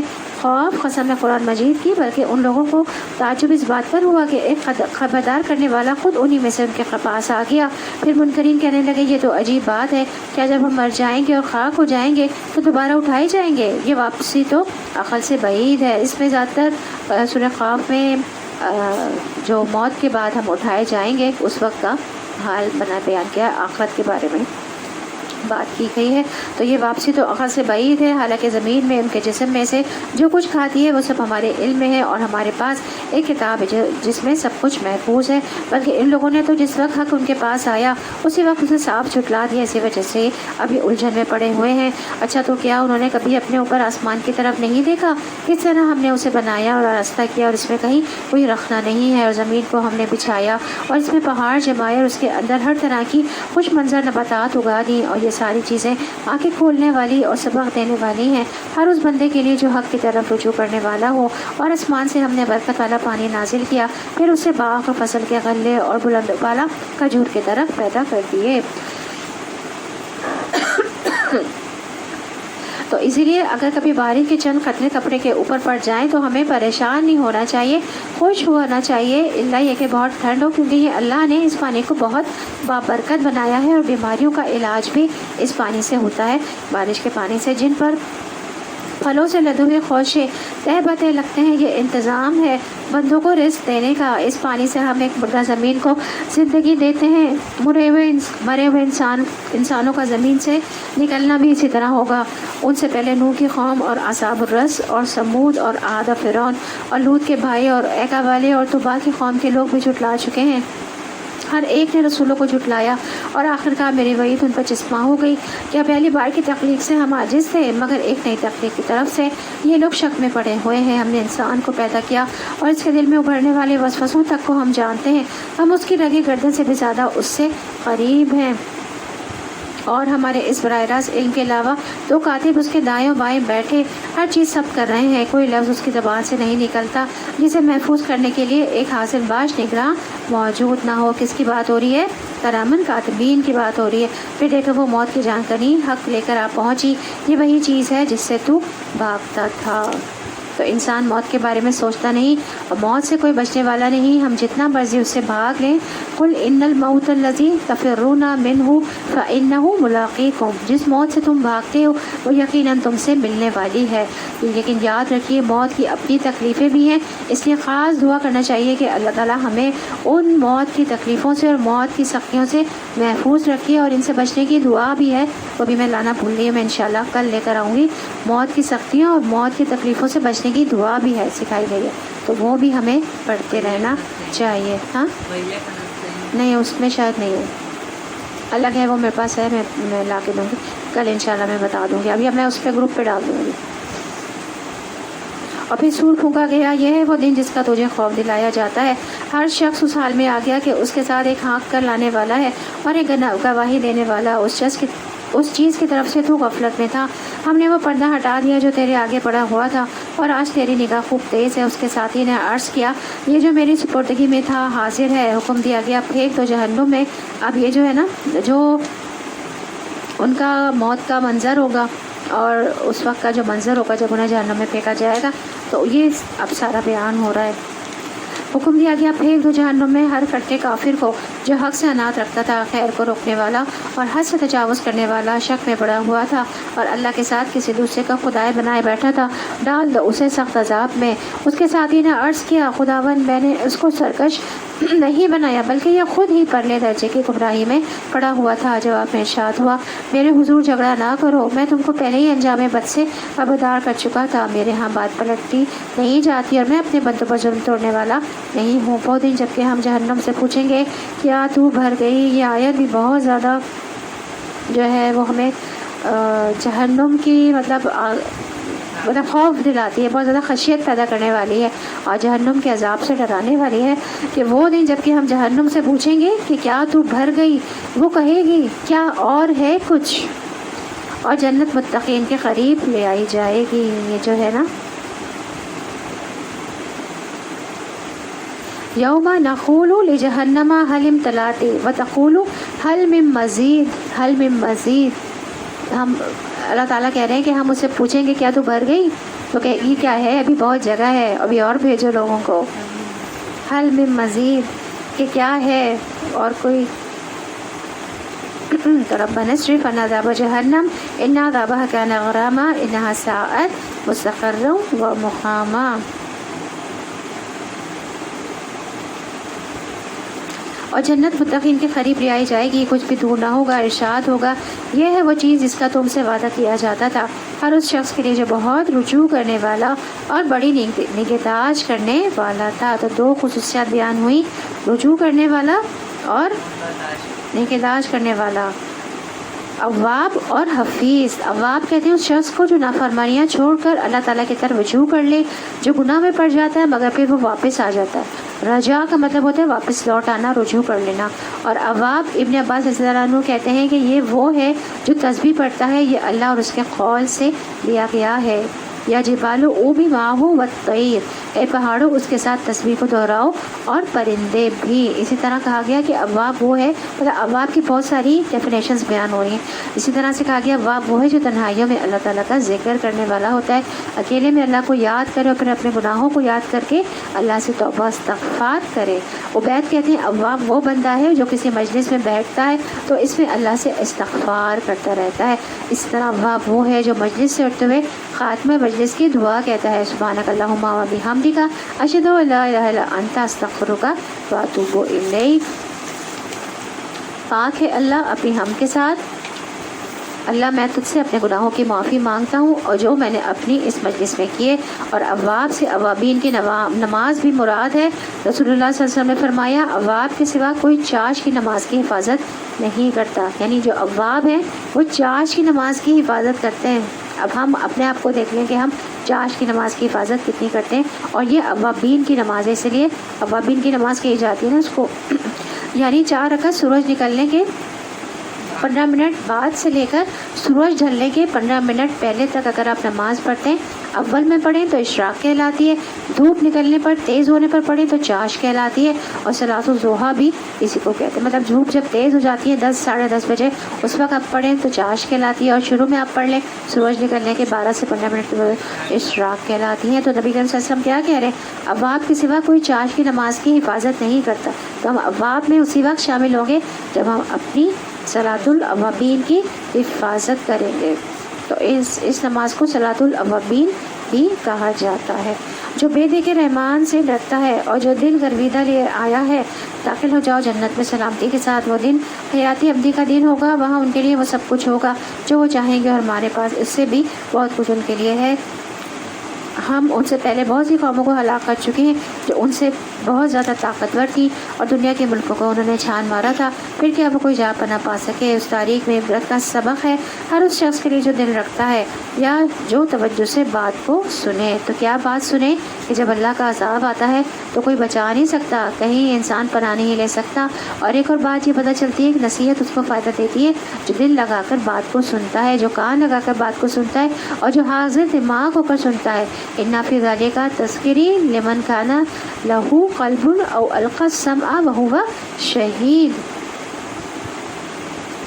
ہم نے زمین اور آسمان کو اور ان کے درمیان کی ساری چیزوں کو 6 دنوں میں پیدا کر دیا اور ہمیں کوئی تکان لاحق نہیں ہوئی۔ بس اے نبی صلی اللہ علیہ وسلم، جو باتیں یہ لوگ بناتے ہیں ان پر صبر کرو اور اپنے رب کی حمد کے ساتھ اس کی تسبیح کرتے رہو۔ طلوع آفتاب اور غروب آفتاب سے پہلے اور رات کے وقت پھر اس کی تسبیح کرو، اور سجدہ ریزیوں سے فارغ ہونے کے بعد بھی 4 اوقات بتا دیے گئے۔ طلوع آفتاب اور غروب آفتاب سے پہلے، یعنی کہ ذکر جو ہم یا کا نستعین کے اذکار ہے نا، تسبیح ہے نا، وہ نماز بھی اس میں شامل ہے اور وہ اذکار بھی شامل ہیں، تو وہ اذکار بھی پڑھنا ضروری ہے طلوع آفتاب سے بھی پہلے اور عصر مغرب کے درمیان بھی، غروب آفتاب سے بھی پہلے۔ اور رات کے وقت مطلب آپ سوتے وقت بھی ہم پڑھ سکتے ہیں یہ تسبیح جو ہے، اور رات میں جو ہے وہ ہماری تہجد کی بھی نماز آ جاتی ہے، تو رات تہجد میں بھی ہم تسبیح پڑھ سکتے ہیں، پڑھتے ہی ہیں۔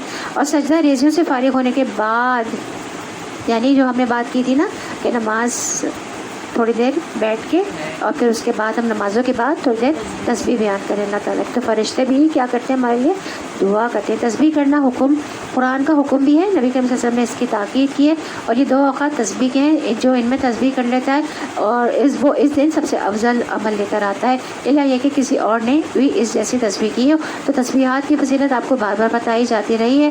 اللہ کے محبوب ترین کلمے ہیں، ایک بار تسبیح پڑھنے سے زمین آسمان بھر جاتا ہے اور نیکیاں ملتی ہیں، دن میں 100 مرتبہ سبحان اللہ کہنے سے 1000 نیکیاں ملتی ہیں، 1000 گناہ مٹ جاتے ہیں۔ تو اسی طرح سے جس نے سورج طلوع ہونے اور غروب ہونے سے پہلے سبحان اللہ 100 بار کہا تو یہ 100 اونٹوں سے بہتر ہے۔ اس لیے یقین کریں کہ 2 منٹ سے زیادہ شاید آپ کے نہ لگیں۔ سبحان اللہ 100 دفعہ چھوٹا سا عمل ہے۔ ایک تسبیح اگر ہم پڑھ لیں سبحان اللہ والحمدللہ ولا الہ الا اللہ واللہ اکبر، اگر یہی ہم پڑھ لیں 100 دفعہ صبح میں اور 100 دفعہ شام میں، تو یہی بہت بڑا عمل ہوگا اور بہت بڑی جزا ہے۔ لیکن ہم اس وقت کاموں میں، باتوں میں اور اتنا مصروف ہوتے ہیں، اور اس لیے اور اس کے ساتھ ساتھ جب ہم نماز پڑھتے ہیں آج کل، جیسے کہ رمضان کا مہینہ ہے، تو ہم نمازیں کس طرح سے پڑھ رہے ہوتے ہیں، ہماری افطاریاں پارٹیاں بھی ہو رہی ہوتی ہیں۔ افطار سے پہلے کیا ہو رہا ہوتا ہے، ہم پارٹیوں میں بھی نہ بھی ہو، ہمارے گھر میں ہی ہمارے اپنے اور گھر والوں کے ساتھ ہی ہم اتنے مصروف ہو جاتے ہیں افطاریوں میں کہ آپ دیکھیں افطار سے پہلے کتنی مصروفیت ہوتی ہے اور بعد میں ہماری کتنی مصروفیت ہوتی ہے کہ نماز ختم کریں، فٹافٹ لپیٹتے ہیں اور پھر برتن دھونے اور کھانے کی تیاری کرنی ہے، چائے وغیرہ سرو کرنی ہے۔ تو ذکر اور تسبیح کا وقت ہے، یہی تو وقت ہے، مبارک مہینہ ہے اور مبارک جو ٹائم ہے، یہی تو وقت ہے تسبیح کا۔ تھوڑی دیر بیٹھ کر تسبیح کر لیا کریں، اور آخری چند گھڑیاں جو ہے وہ بہت ضروری ہوتی ہیں، اس وقت ہم سب مل کر روزہ افطار کرنے سے پہلے بیٹھ کر سکینت کے ساتھ اللہ کے ذکر میں گزاریں، کیونکہ یہ کمائی کے دن ہے۔ اگر ہم 10 منٹ پہلے بھی کام شروع کر لیں تو 10 منٹ پہلے فارغ بھی ہو جائیں گے، تو 10 منٹ ہی دے دیں اور اس وقت اللہ کا ذکر کریں، اور تسبیح اور دعائیں وغیرہ ضرور ہمیں پڑھنی چاہیے۔ اور سنو، جس دن منادی کرنے والا ہر شخص کے قریب اسے پکارے گا، جس دن سب لوگ آواز حشر کو ٹھیک ٹھیک سن رہے ہوں گے، وہ زمین سے مردوں کے نکلنے کا دن ہوگا۔ ہم ہی زندگی بخشتے ہیں اور ہم ہی موت دیتے ہیں، اور ہماری طرف ہی اس دن سب کو پلٹنا ہے جب زمین پھٹے گی اور لوگ اس کے اندر سے نکل کر تیز تیز بھاگے جا رہے ہوں گے۔ یہ حشر ہمارے لیے بہت آسان ہے۔ اے نبی، جو باتیں یہ لوگ بنا رہے ہیں انہیں ہم خوب جانتے ہیں، اور تمہارا کام ان سے جبراً بات بنوانا نہیں ہے، بس تم اس قرآن کے ذریعے سے ہر اس شخص کو نصیحت کرو جو میری تنبیہ سے ڈرے۔ تو یہاں پہ ہماری الحمدللہ سورہ قاف جو ہی وہ مکمل ہوئی، اور اس میں زیادہ تر آپ دیکھیں موت کے بارے میں ذکر ہے، قبر سے اٹھنے کے بعد کا ذکر ہے، اور جو مختلف قسم کے لوگوں کے ساتھ جو معاملہ کیا جائے گا کہ کس طرح سے دھکیلا جائے گا، اور جنت میں کس طرح سے متقین کو عزت و احترام کے ساتھ داخل کیا جائے گا، اور جہنم میں جو اللہ کے اس کلام کو اور جو پیغام ہے اللہ تعالیٰ کا اس سے جس نے کفر کیا ہوگا ان کو جہنم میں داخل کرنے کا انداز کیا ہوگا، وہ سب کچھ اس میں بیان کیا گیا۔ تسبیح کی اہمیت بھی ہمیں بہت زیادہ اس سے پتہ چلی۔ اب شروع ہوتی ہے سورہ ذاریات۔ بسم اللہ الرحمن الرحیم۔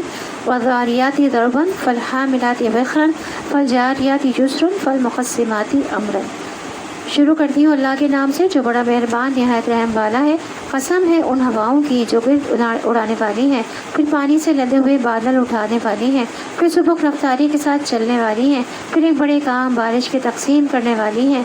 हक़ यह है कि जिस चीज़ का तुम्हें खौफ दिलाया जा रहा है वो सच्ची है और जज़ाए आमाल ज़रूर पेश आनी है।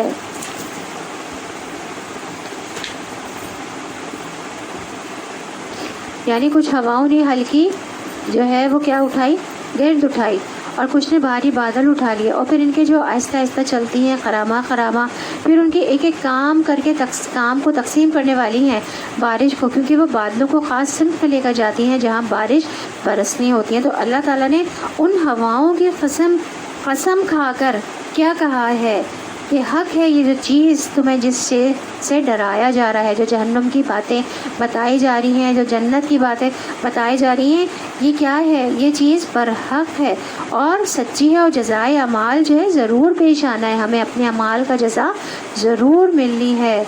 यानी जिस रब ने हवाएं बनाई जो तुम्हें दिखाई नहीं देती लेकिन उनके काम नज़र आ रहे हैं, तो वही रब क़यामत के दिन भी तुम्हें उठा लेगा। क़यामत का दिन ज़रूर वाक़ई होगा। कसम है मुतफ़र्रिक़ शक्लों वाले आसमान की, आखिरत के बारे में तुम्हारी बात एक दूसरे से मुख्तलिफ है।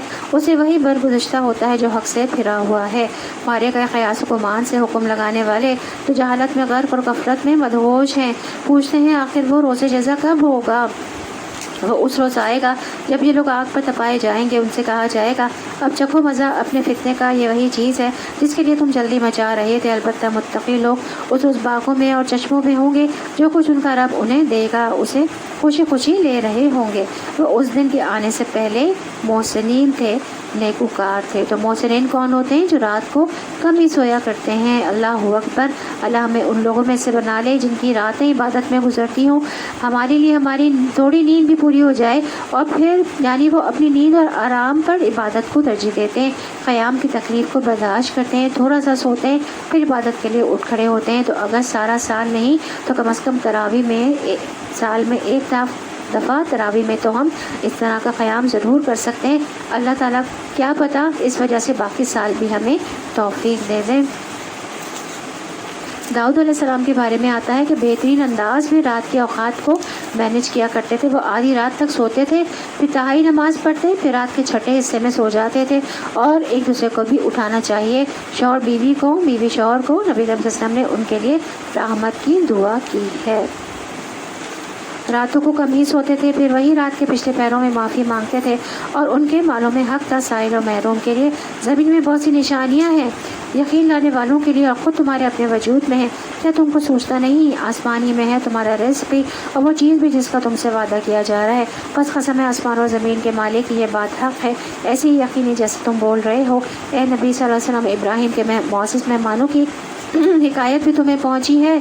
जब वो उसके यहाँ आए तो कहा आपको सलाम है, तो उसने कहा आप लोगों को भी सलाम है, कुछ ना आशना से लोग हैं।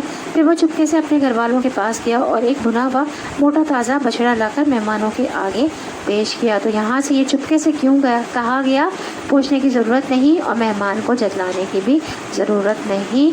मेहमान नवाज़ी का बहुत अच्छा उसूल सिखाया जा रहा है यहाँ पे, और बताने की भी ज़रूरत नहीं है। खामोशी से सर्विस दीजिए, क्योंकि बाज़ औक़ात मेहमान के सामने इतनी आवाज़ें बुलंद हो जाती हैं लोगों की कि ये ले आओ वो ले आओ, तो मेहमान जो है ओवरवेल्म्ड हो जाता है, वो शर्मिंदगी भी महसूस करता है और परेशान भी हो जाता है, अब सही से खा भी नहीं सकता। तो खामोशी से लेकर आना चाहिए।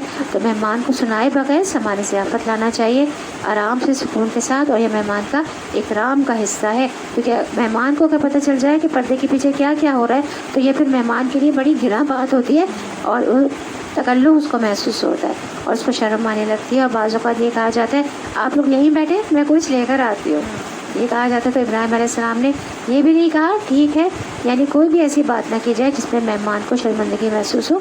बस सिंपल सा फार्मूला है, आप जाएँ और कुछ ना कुछ लेकर आ जाएँ, घर में जो भी मौजूद है उस वक्त वही चीज़ लेकर आ जाएँ।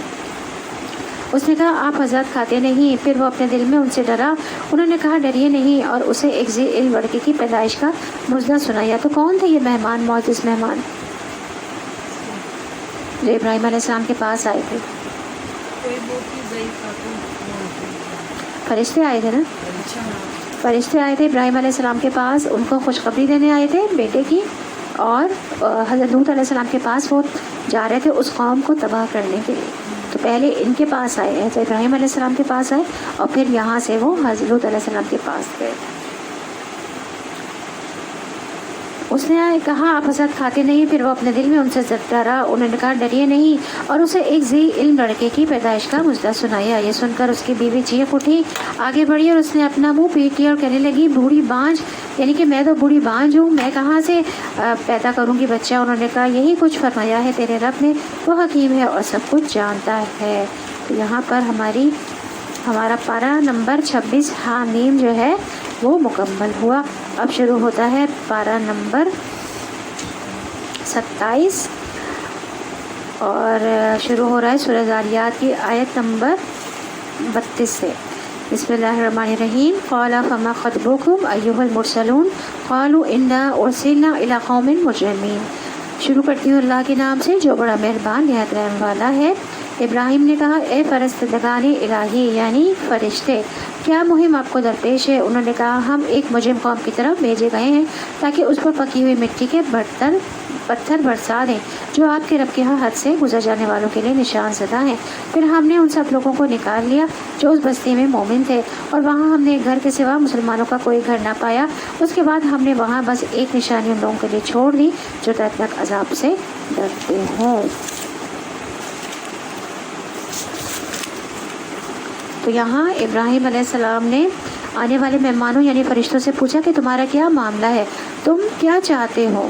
تو یعنی پہلے ان کی ضیافت کی، ان کے کھانے کا انتظام کیا، پھر اس کے بعد مقصد پوچھا، کیونکہ ابراہیم علیہ السلام اب سمجھ چکے تھے کہ یہ اللہ تعالیٰ کے بھیجے ہوئے ہیں اور اللہ تعالیٰ نے ان کو کسی خاص اہم معاملے کے لیے بھیجا ہے.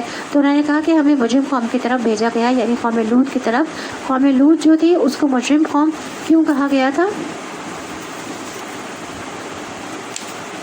کیونکہ انہوں نے شرک بھی کیا تھا، اپنے رسول کو جھٹلایا بھی تھا، اور ایسی برائی کا ارتکاب کیا تھا جس کا ارتکاب اس سے پہلے دنیا میں کسی نے نہیں کیا تھا. تو پھر ان کا انجام بھی اتنا ہی بھیانک، اور ان پر پتھروں کی بارش برسائی گئی. ہر پتھر پر اس شخص کا نام لکھا ہوا تھا جس کو اس پتھر کا شکار ہونا تھا، کیونکہ وہ گناہوں میں بڑھ گئے تھے اور حدود پھلانگ گئے تھے، اس لیے ان پر یہ عذاب آنے والا تھا. لیکن ابراہیم علیہ السلام انتہائی نرم دل و مہربان انسان تھے. ان کے دل پر بڑی تکلیف گزری جب انہیں پتہ چلا کہ اب اس قوم کے خاتمے کا وقت آ گیا ہے. تو وہ قوم لوط کے بارے میں جھگڑنے لگے فرشتوں کے سے کہ شاید اس طرح اللہ تعالیٰ ان سے عذاب کو ٹال دیں. لیکن اللہ تعالیٰ نے فرمایا اب تو یہ تیرے رب کا حکم آ گیا ہے اور عذاب آنے والا ہے جو کہ ٹل نہیں سکتا. اور پھر وہاں جتنے بھی مومن تھے انہیں وہاں سے نکال دیا گیا. اور کتنے مومن تھے؟ ایک گھرانہ تھا صرف، اور وہ لوط علیہ السلام کا گھرانہ تھا. اور پھر وہاں کوئی بھی نہیں بچا، اور اس قوم کو ملیامت کر دیا. اور اس میں بھی ان کی 2 بیٹیاں تھیں اور ایک بیوی تھی. تو بیوی بھی جو ہے وہ نہیں تھی حضرت لوط علیہ السلام کی، وہ بھی تباہ و برباد ہو گئی تھی. بہرحال اللہ سبحانہ تعالیٰ نے بندوں کے سامنے قصے واقعات بیان کیے تاکہ لوگ ان سے عبرت حاصل کریں، سبق سیکھیں. اور اس قصے میں ابراہیم علیہ السلام کی فضیلت کی طرف اشارہ ہے کہ کس طرح اللہ سبحانہ تعالیٰ نے ان پر مہربانی کی، اور پھر کس طرح ان کے اندر اچھے اخلاق اور مہمان نوازی تھی. اور اسی طرح یہ ہے کہ مہمان نوازی بھی بڑے اعلیٰ درجے کی تھی کہ انہوں نے بہترین طریقے سے ان کی عزت افزائی کی اور خاموشی کے ساتھ ان کے لیے بنا ہوا بچڑا لے کر آئے. اس سے یہ بھی پتہ چلتا ہے ابراہیم علیہ السلام کو اللہ تعالیٰ نے بہت مال و دولت بھی عطا کر رکھا تھا کہ جبھی تو وہ بھنا ہوا بچڑا اسی وقت لے کر آ گئے، کیونکہ ایک عام انسان جو ہے وہ کسی مہمان کو پورا بچڑا جو ہے وہ نہیں پیش کر سکتا، اور وہ بھی تیار ہوتا. تو اس سے پتہ چلتا ہے کہ گھر میں اس کو تیار کرنے والے موجود بھی تھے، کیونکہ یکدم رات کے وقت کوئی آئے اور اتنا کھانا موجود ہو تو ایک اچھے گھرانے کا ہی نمونہ ہو سکتا ہے، مطلب نوکر چاکر اور لوگ ہوں گے ان کے گھر میں. تو اسی طرح یہ کہ ابراہیم علیہ السلام نے مہمانوں کے آنے کا مقصد ان سے بعد میں پوچھا، پہلے ان کی مہمانی کی، اور پھر یہ ہے کہ جلدی کی یعنی مہمان نوازی میں دیر نہیں کی. اور تمہاری نشانی ہے موسیٰ کے قصے میں جب ہم نے اسے سری سند کے ساتھ فرعون کے پاس بھیجا تو وہ اپنے بل بوتے پر اکڑ گیا اور بولا یہ جادوگر ہے یا مجنون ہے. آخرکار ہم نے اسے اور اس کے لشکروں کو پکڑا اور سب کو سمندر میں پھینک دیا اور وہ ملامت زدہ ہو کر رہ گیا. اور تمہارے لیے نشانی ہے عاد میں جبکہ ہم نے ان پر ایک ایسی بے خیر ہوا بھیج دی کہ جس چیز پر وہ گزر گئی اور اسے بوسیدہ کر کے رکھ دیا اور تمہاری نشانی ہے۔ سمود میں جب ان سے کہا گیا تھا کہ ایک خاص وقت تک مزے کر لو، مگر اس تنبیہ پر بھی انہوں نے اپنے رب کے حکم سے ترتابی کی۔ آخرکار ان کے دیکھتے دیکھتے ایک اچانک ٹوٹ پڑنے والے عذاب نے ان کو آ لیا، پھر نہ ان میں اٹھنے کی سکت تھی اور نہ وہ اپنا بچاؤ کر سکتے تھے۔ اور ان سب سے پہلے ہم نے نوح کی قوم کو ہلاک کیا کیونکہ وہ فاسق لوگ تھے۔ آسمان کو ہم نے اپنے زور سے بنایا اور ہم اس کی قدرت رکھتے ہیں، زمین کو ہم نے بچھایا اور ہم بڑے اچھے ہموار کرنے والے ہیں، اور ہر چیز کے ہم نے جوڑے بنائے تاکہ شاید تم اس سے سبق لو۔ یعنی ہر چیز جوڑے جوڑے میں ہے، جیسے دن اور رات اور سیاہ سفید، میٹھا اور کڑوا، مرد اور عورت، تو یعنی کسی بھی چیز میں مختلف طرح کے کمبینیشنز ہیں، لیکن صرف اللہ کی ذات ہے جو کہ وحدہ لا شریک ہے۔ اللہ تعالیٰ کی اس قدرت کو بھی دیکھنا چاہیے اور اس سے بھی سبق لینا چاہیے۔ اب یہ بہت امپورٹنٹ آیت آ رہی ہے، آیت نمبر 50۔ بس دوڑو اللہ کی طرف، میں تمہارے لیے اس کی طرف سے صاف صاف خبردار کرنے والا ہوں، اور نہ بناؤ اللہ کے ساتھ کوئی دوسرا معبود، میں تمہارے لیے اس کی طرف سے صاف صاف خبر کرنے والا ہوں۔ ففروا الی اللہ انی لکم منہ نذیر مبین۔ تو ففروا الی اللہ، بس دوڑو اللہ کی طرف۔ کس کو کہا گیا ہے؟ مسلمانوں کو، مومنوں کو کہا گیا ہے دوڑو اللہ کی طرف، مطلب السابقون الاولون، کوئی بھی نیکی کا موقع آئے اس میں سب سے پہلے آگے بڑھو۔ تو یہ جو دوڑ ہے یہ فزیکلی بھی ہوتی ہے، اور انسان بعض اوقات تیز تیز چلتے ہوئے اللہ کے پسندیدہ کاموں کی طرف بڑھتا ہے، لیکن دوڑنے والے دو طرح کے ہوتے ہیں، ایک سعادت مند اور ایک بدبخت۔ تو جو دوڑتا ہے، جو سعادت مند ہوتا ہے، خوش قسمت ہوتا ہے اور برائی کے راستوں غلط کاموں کو چھوڑ کر نیکی کی طرف بھاگتا ہے، اور جو بدبخت ہوتا ہے وہ نیکی کے کاموں کو چھوڑ کر برائی کے کاموں کی طرف دوڑتا ہے۔ بدبخت اللہ سے بھاگتے ہیں اور نیک وقت اللہ کی طرف بھاگتے ہیں۔ مختلف لوگوں کی مختلف دوڑ ہوتی ہے۔ عام لوگوں کی دوڑ کیا ہوتی ہے کہ وہ جہالت سے علم کی طرف آتے ہیں اور احتیاط کے ساتھ عقل مندی کا مظاہرہ کرتے ہوئے سستی سے چستی کی طرف دوڑتے ہیں، اسی طرح اللہ سے امید رکھتے ہوئے اللہ کی فراخی کی طرف دوڑتے ہیں۔ لیکن خاص لوگوں کی دوڑ کیا ہوتی ہے کہ وہ علم یقینی حاصل کرنے کے لیے دوڑتے ہیں، اور پھر وہ علم اور عمل کے بعد باطنی تزکیہ اور باطنی خشوع کی طرف بھی دوڑتے ہیں، ذاتی لذتوں سے خالص اللہ کی پسند کی طرف دوڑتے ہیں۔ صرف ان کاموں کی تلاش میں نہیں رہتے جس میں انہیں لذت محسوس ہوتی ہے، بلکہ اپنے نفس کے خلاف جا کر وہ کام بھی کرتے ہیں جو اللہ کے پسندیدہ ہیں۔ نبی کریم صلی اللہ علیہ وسلم نے فرمایا، اللہ تعالیٰ فرماتا ہے، اے ابن آدم، تو میری طرف کھڑا ہو، میں تیری طرف چل کر آؤں گا، تو میری طرف چل کر آ، میں تیری طرف دوڑ کر آؤں گا۔ اسی طرح ایک اور حدیث میں آتا ہے کہ اگر بندہ مجھ سے ایک بالش قریب ہوتا ہے تو میں اس سے ایک گز قریب ہو جاتا ہوں، اور اگر وہ ایک گز میرے قریب ہوتا ہے تو میں اسے اس کے دونوں ہاتھوں کے پھیلاؤں کے برابر قریب ہوتا ہوں، اور اگر وہ میری طرف چل کر آئے تو میں اس کی طرف دوڑ کر آتا ہوں۔ تو جو اللہ کی طرف دوڑ کر جائے تو پھر کتنی جلدی اس کو اللہ کا قرب مل سکتا ہے۔ تو اس لیے ہماری بھاگ دوڑ، ہماری کوششیں، ہماری محنت صرف اللہ کی رضا کے لیے نیکی کے کاموں کی طرف ہونی چاہیے، اور ایسے لوگوں کو ہی کیا کہا جاتا ہے؟ السابقون الاولون کہا جاتا ہے، اور یہی لوگ جو ہے وہ اللہ کے مقرب ہیں۔ جو ہم نے مقرب کی صفات پڑھی تھی نا پہلے، کہ وہ فرض کے ساتھ سنت، نوافل اور مستحبات کو ادا کرتے ہیں اور محرمات سے بچتے ہیں اور ساتھ ساتھ مکروہات سے بھی بچتے ہیں، تو مقرب بھی وہی ہیں، سابقون الاولون بھی وہی ہیں۔ اور صحابہ کرام میں کون تھے سب سے بڑے؟ حضرت ابو بکر صدیق رضی اللہ عنہ جو تھے، ان کو کہا جاتا ہے وہ سب سے آگے تھے، ففروا الی اللہ، سب سے آگے السابقون الاولون تھے وہ، اور ہر وقت ہر دم نبی کریم صلی اللہ علیہ وسلم کے ساتھ رہے وہ، اور نبی کریم صلی اللہ علیہ وسلم سے فجر کی نماز پڑھ لیتے تھے تو اس کے بعد بیٹھا کرتے تھے صحابہ کرام کے ساتھ، تو پوچھتے تھے، سوال جواب بھی ہوتے تھے اور دین کی علم کی باتیں بھی ہوتی تھیں۔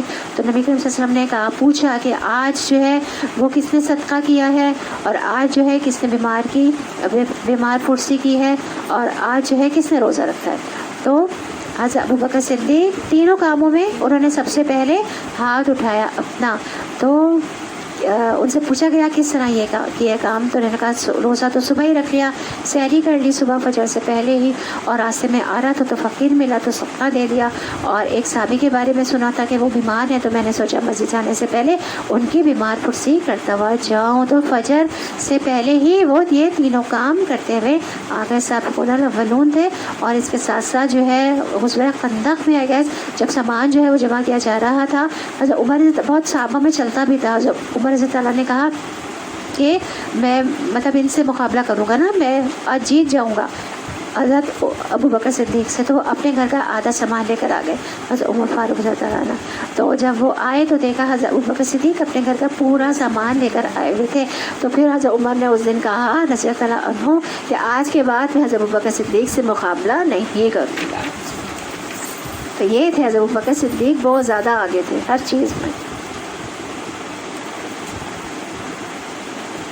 یوں ہی ہوتا رہا ہے کہ ان سے پہلے کی قوموں کے پاس بھی کہ رسول ایسا نہیں آیا جسے انہوں نے یہ نہ کہا ہو کہ یہ ساحر ہے یا مجنون، یا ان سب نے آپس میں اس پر کوئی سمجھوتا کر لیا ہے، نہیں بلکہ یہ سب سرکش لوگ ہیں۔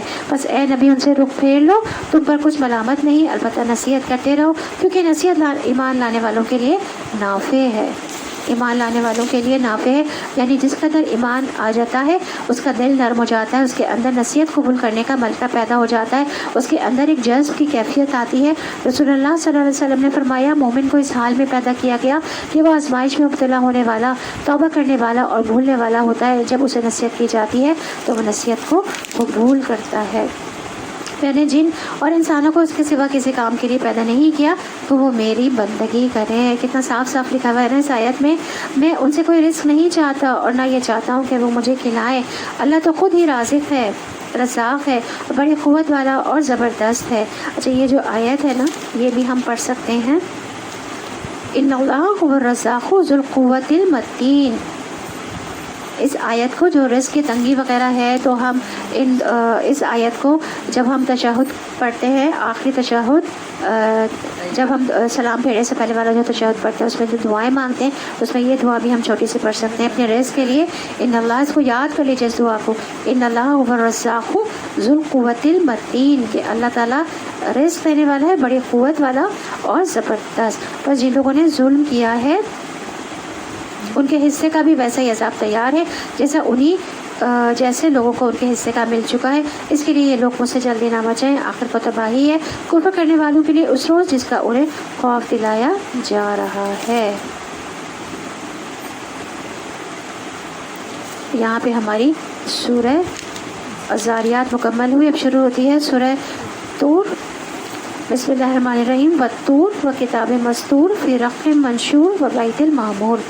شروع کرتی ہوں اللہ کے نام سے جو بڑا مہربان نہایت رحم والا ہے۔ قسم ہے طور کی اور ایک ایسی کھلی کتاب کی جو رقیق جلد میں لکھی ہوئی ہے، اور آباد گھر کی اور اونچی چھت کی اور معجزن سمندر کی کہ تیرے رب کا عذاب ضرور واقع ہونے والا ہے جسے کوئی دفع کرنے والا نہیں ہے۔ تو اب دیکھیں یہاں پہ اللہ تعالیٰ نے طور کی قسم کھائی۔ طور کیا ہے؟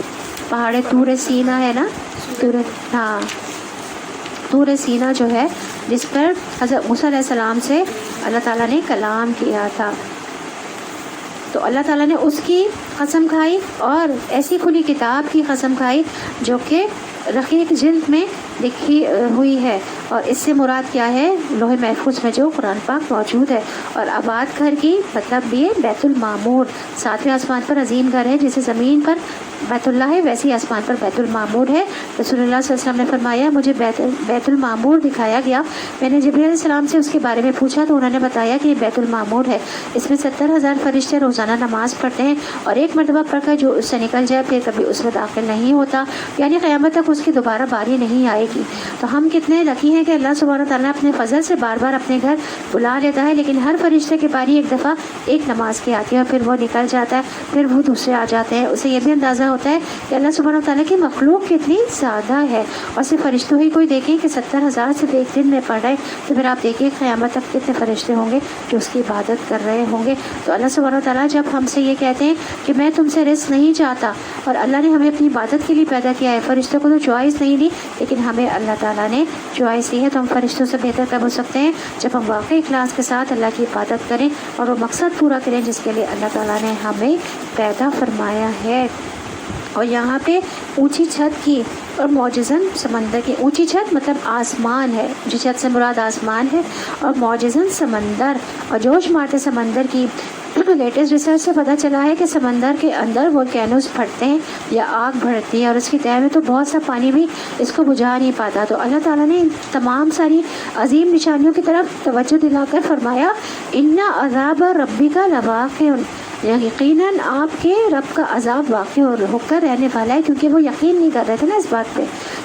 تو ہمیں بھی ضرورت ہے کہ ہم اس بات کو پکا کریں، پختہ یقین اپنے آپ کو دلاتے رہیں اور اس کو یاد دہانی کراتے رہیں اپنے آپ کو.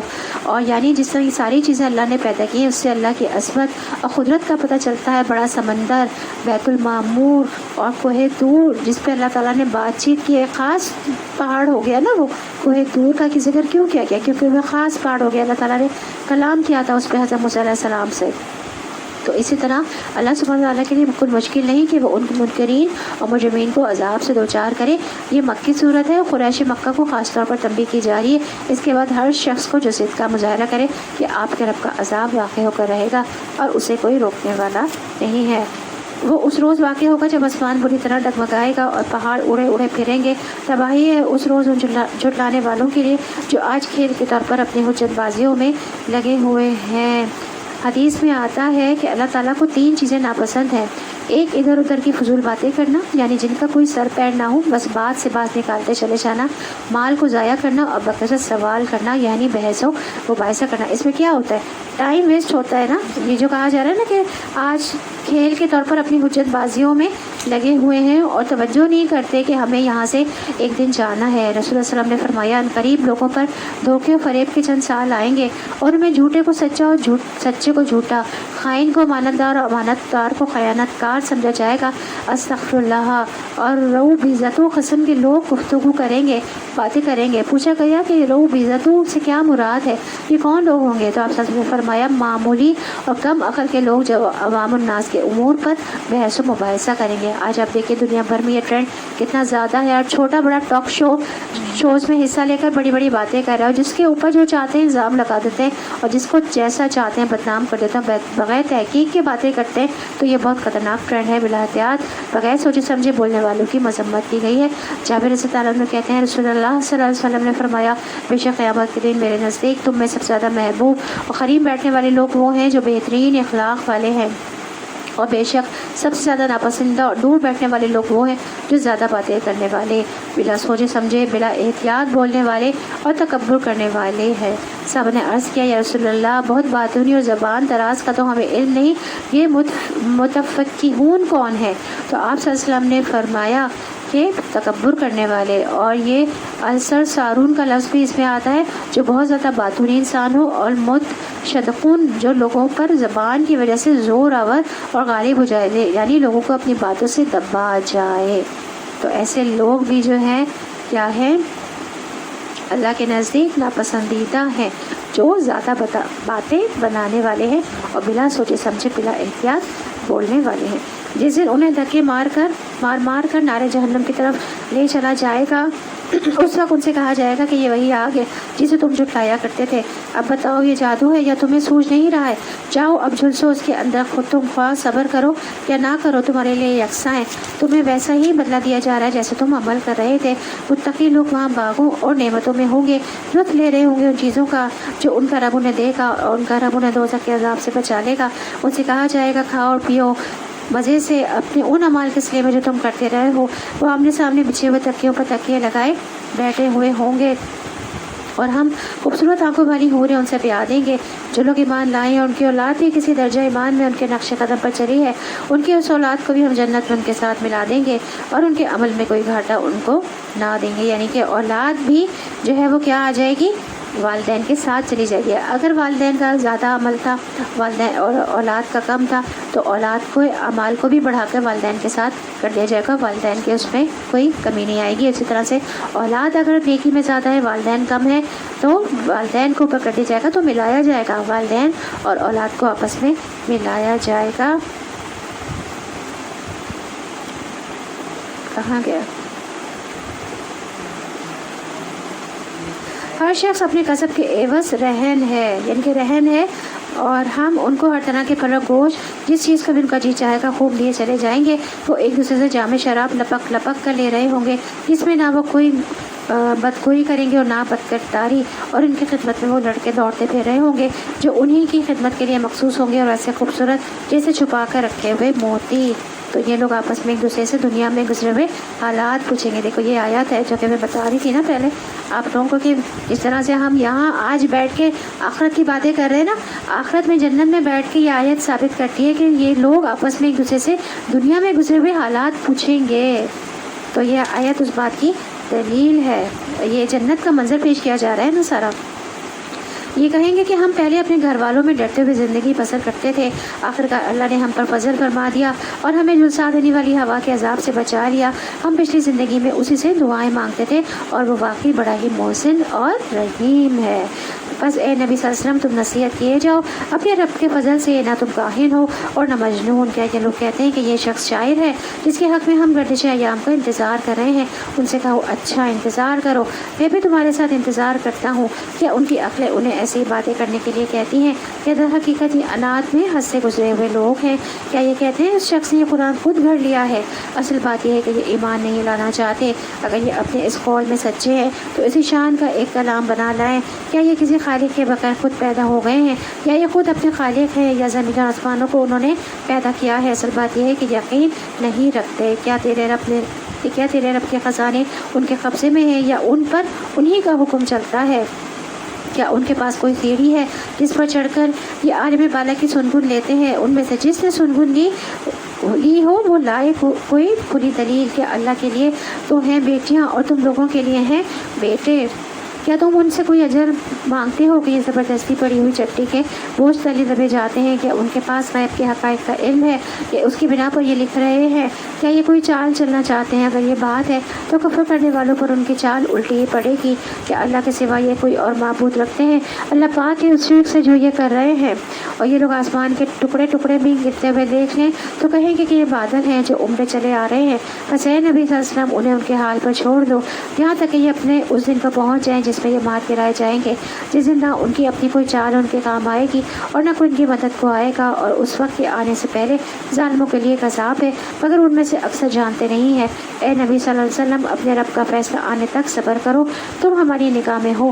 جب اٹھو گے تو اپنے رب کی ہم کے ساتھ اس کی تسبیح کرو اور رات کو بھی اس کی تسبیح کیا کرو اور ستارے جب پلٹتے ہیں اس وقت بھی. تو یہاں پہ آخری بات جو ہے وہ کیا کی گئی ہے؟ ستاروں کے غروب ہونے سے مراد جو ہے یہاں پہ فجر کی سنت اور فرض ہے. اور کیونکہ صبح کی نماز کا وقت حقیقت میں ستاروں کے پیٹ پھیر کر جانے کا وقت ہوتا ہے. تو جب ستارے ڈوب رہے ہوں اس وقت تسبیح جو ہے وہ بیان کرو, یعنی فجر کی سنت اور فرض. دہاق بھی یہی کہتے ہیں. اسی طرح حضرت عمر رضی اللہ عنہ, حضرت ابو ہریرہ رضی اللہ عنہ, حضرت حسن بصری وغیرہ وغیرہ بہت سے لوگ یہ کہتے ہیں کہ اس سے مراد فجر کی 2 سنتیں ہیں اور فجر کی 2 سنتوں کی بڑی اہمیت ہے. حضرت عائشہ صدیقہ رضی اللہ عنہ کہتے ہیں میں نے رسول اللہ صلی اللہ علیہ وسلم کو کسی نفل کی ادائیگی کے لیے اتنی جلدی کرتے نہیں دیکھا جتنی جلدی آپ نماز فجر سے پہلے 2 رکعتوں کے لیے کیا کرتے تھے. حضرت عائشہ رضی اللہ عنہ کہتی ہیں کہ نبی کریم صلی اللہ علیہ وسلم طلوع فجر کے وقت 2 رکعت پڑھنے کی شان کے بارے میں فرمایا کہ ان کو پڑھنا میرے نزدیک ساری دنیا سے زیادہ محبوب ہے. نبی صلی اللہ علیہ وسلم نے ان سنتوں کو کبھی سفر میں بھی نہیں چھوڑا. سفر کی نماز آدھی ہو جاتی ہے نا لیکن سنتیں معاف ہو جاتی ہیں, لیکن فجر کی سنتیں آپ نے کبھی سفر میں بھی نہیں چھوڑی تھی. اور اسی طرح فجر کی نماز کی بھی اپنی اہمیت ہے. رسول اللہ صلی اللہ علیہ وسلم نے فرمایا جس نے صبح کی نماز ادا کی وہ شخص اللہ کے ذمے حفاظت میں آ گیا. بس تم میں سے کسی سے اللہ تعالیٰ اپنے ذمے کے بارے میں کسی چیز کا مطالبہ نہ کرے. جس شخص سے اس نے اپنے ذمے کے بارے میں کوئی مطالبہ کر دیا تو وہ اس کو پکڑ لے گا اور عہدے منہ جہنم میں پھینک دے گا. تو فجر پڑھنے والا جو ہے وہ شام تک اللہ کی حفاظت میں رہتا ہے اور فجر کی نماز پڑھنے والے سے اللہ کا جنت کا وعدہ ہے. رب ابنی لی عندک بیتا فی الجنہ اللہم نسألک جنت الفردوس. رسول اللہ صلی اللہ علیہ وسلم نے فرمایا جو شخص 2 ٹھنڈی نمازیں فجر اور عصر پڑھے گا وہ جنت میں داخل ہوگا. اسی طرح ایک اور روایت میں آتا ہے کہ وہ آدمی ہرگز آگ میں نہیں جائے گا جس نے سورج نکلنے سے پہلے اور سورج کے غروب ہونے سے پہلے نماز پڑھی, یعنی فجر اور عصر کی نماز. اسی طرح آپ صلی اللہ علیہ وسلم نے فرمایا یقیناً تم لوگ اپنے رب کو اس طرح دیکھو گے جس طرح تم چاند کو دیکھ رہے ہو. تمہیں اس کو دیکھنے میں کوئی دھکم پیر یا मशक्क़त नहीं करनी पड़ेगी। बस अगर तुम ताकत रखते हो तो सूरज तुलू होने से पहले या गुरूब होने से पहले नमाज़ों में सुस्ती ना करो, तो ऐसा कर लो। बाज़ लोग क्या करते हैं कि रात का क़याम करते हैं, फजर क़ज़ा कर देते हैं, तो फजर की नमाज़ जो है वो क़यामुल लैल से भी अफजल है। अक्सर हम लोग नवाफिल की तरफ बड़े शौक़ से लपकते हैं और फ़र्ज़ नमाज़ों में सुस्ती करते हैं, तो ऐसा नहीं होना चाहिए। फ़र्ज़ नमाज़ों में सुस्ती, ख़ुसूसन फजर की नमाज़ में सुस्ती मुनाफिक का वतीरा होती है। अल्हम्दुलिल्लाह यहाँ पे हमारी सूरह तूर जो है वो मुकम्मल हुई। अब शुरू होती है सूरह नजम। बिस्मिल्लाहिर्रहमानिर्रहीम। वन्नजमि इज़ा हवा मा दल्ला साहिबुकुम व मा गवा वमा यंतिक़ु अनिल हवा इन हुवा इल्ला वह्युन यूहा अल्लाहु शदीदुल क़ुवा। शुरू करती हूँ अल्लाह के नाम से जो बड़ा मेहरबान निहायत रहम वाला है। कसम है तारीख़ की जब वो गुरूब हुआ, तुम्हारा रफ़ीक ना भटका है ना बहका है। इन सारी सूरतों में अल्लाह ताला ने अपनी तमाम जो निशानियाँ हैं, कायनात की तख्लीक़ात हैं, उन सब की अल्लाह ताला ने कसम खाई है। बड़ी बड़ी चीज़ें हैं ना सारी। कसम है तारीख़ की जबकि वो गुरूब हुआ। वही इलाही और सितारों दोनों का साथ साथ जिक्र किया गया है, क्योंकि सितारे आसमान की जीनत है, वही इलाही ज़मीन के लोगों की जीनत है, यानी इंसानों को संवारने वाली है। अगर अम्बिया से विरासत में हासिल होने वाला इल्म ना होता तो लोग काली रात से भी ज़्यादा शदीद तारीकी में होते। वो अपनी ख्वाहिश नफ्स से नहीं बोलता। ये तो एक वही है जो उस पर नाजिल की जाती है, उसे ज़बरदस्त क़ुव्वत वाले ने तालीम दी है, जो बड़ा साहिब हिकमत है। तो नबी करीम सल्लल्लाहु अलैहि वसल्लम हमेशा हक बात कहा करते थे, सच बोलते थे, नबूवत से पहले भी और बाद में भी। अबू हुरैरा रज़ियल्लाहु अन्हु से मरवी है कि रसूलुल्लाह सल्लल्लाहु अलैहि वसल्लम ने फरमाया, मैं तो हमेशा हक बात ही कहता हूँ। आप वसल्लम के किसी साहबी ने अर्ज़ किया कि ए अल्लाह के रसूल, आप तो हमारे साथ हंसी मज़ाक भी करते हैं। तो आप वसल्लम ने फरमाया, मैं हंसी मज़ाक में भी हमेशा हक बात ही कहता हूँ। आप वसल्लम ने ये भी फरमाया कि जिस चीज़ के बारे में मैं तुम्हें ख़बर दूँ वो अल्लाह की तरफ से, वो ऐसी बात है जिसमें कोई शक नहीं, यानी कुरान के अलावा वही की वो किस्म जो आप पर उतरती थी, जिसके मुताबिक आप लोगों के दरमियान फैसले करते या आप उनको कोई तालीमात देते, तो उसको भी इसी तरह मानना चाहिए, क्योंकि आप हमेशा सच बोलते थे। आप वसल्लम ने फरमाया, जो मैं तुम्हें बताता हूँ इसमें कोई शक की बात नहीं। यानी मसलन क्या बताते थे, फजर की नमाज की अहमियत, तो उसमें कोई शक नहीं करना चाहिए। असर की नमाज की अहमियत, तो उसमें भी हमें कोई शक नहीं करना चाहिए। नबी करीम सल्लल्लाहु अलैहि वसल्लम की कही भी हर बात जो है वो क्या है, वही ही की शक्ल है। वो सामने आ खड़ा हुआ जबकि वो बलाई उफ़ुक़ पर था। ये हज़रत जिब्रील अलैहिस्सलाम की बात है कि नबी ने जिब्रील अलैहिस्सलाम को उस वक्त असली शक्ल में देखा था। फिर करीब आया और ऊपर मौलक हुआ, यहाँ तक कि वो 2 कमानों के बराबर ही उससे कुछ कम फासले पर रह गया। तब उसने अल्लाह के बंदे को वही पहुँचाई जो वही भी उसे पहुँचानी थी। नज़र ने जो कुछ देखा, दिल ने उसमें झूठ ना मिलाया। अब क्या तुम उस चीज़ पर उसे झगड़ते हो जिसे वो आँखों से देखता है। और एक मरतबा फिर उसने सिदरतुल मुंतहा के पास उसको उतरते देखा। किसने? नबी करीम सल्लल्लाहु अलैहि वसल्लम ने 2 दफ़ा देखा था ना। एक दफ़ा जब ग़ार हिरा में पहली दफ़ा वही आई थी, उसमें हज़रत जिब्रील अलैहिस्सलाम को देखा था उतरते हुए, और दूसरी दफ़ा सिदरतुल मुंतहा में जब वो मिराज पर गए थे उस वक्त देखा था, जहाँ पास ही जन्नतुल मावा है।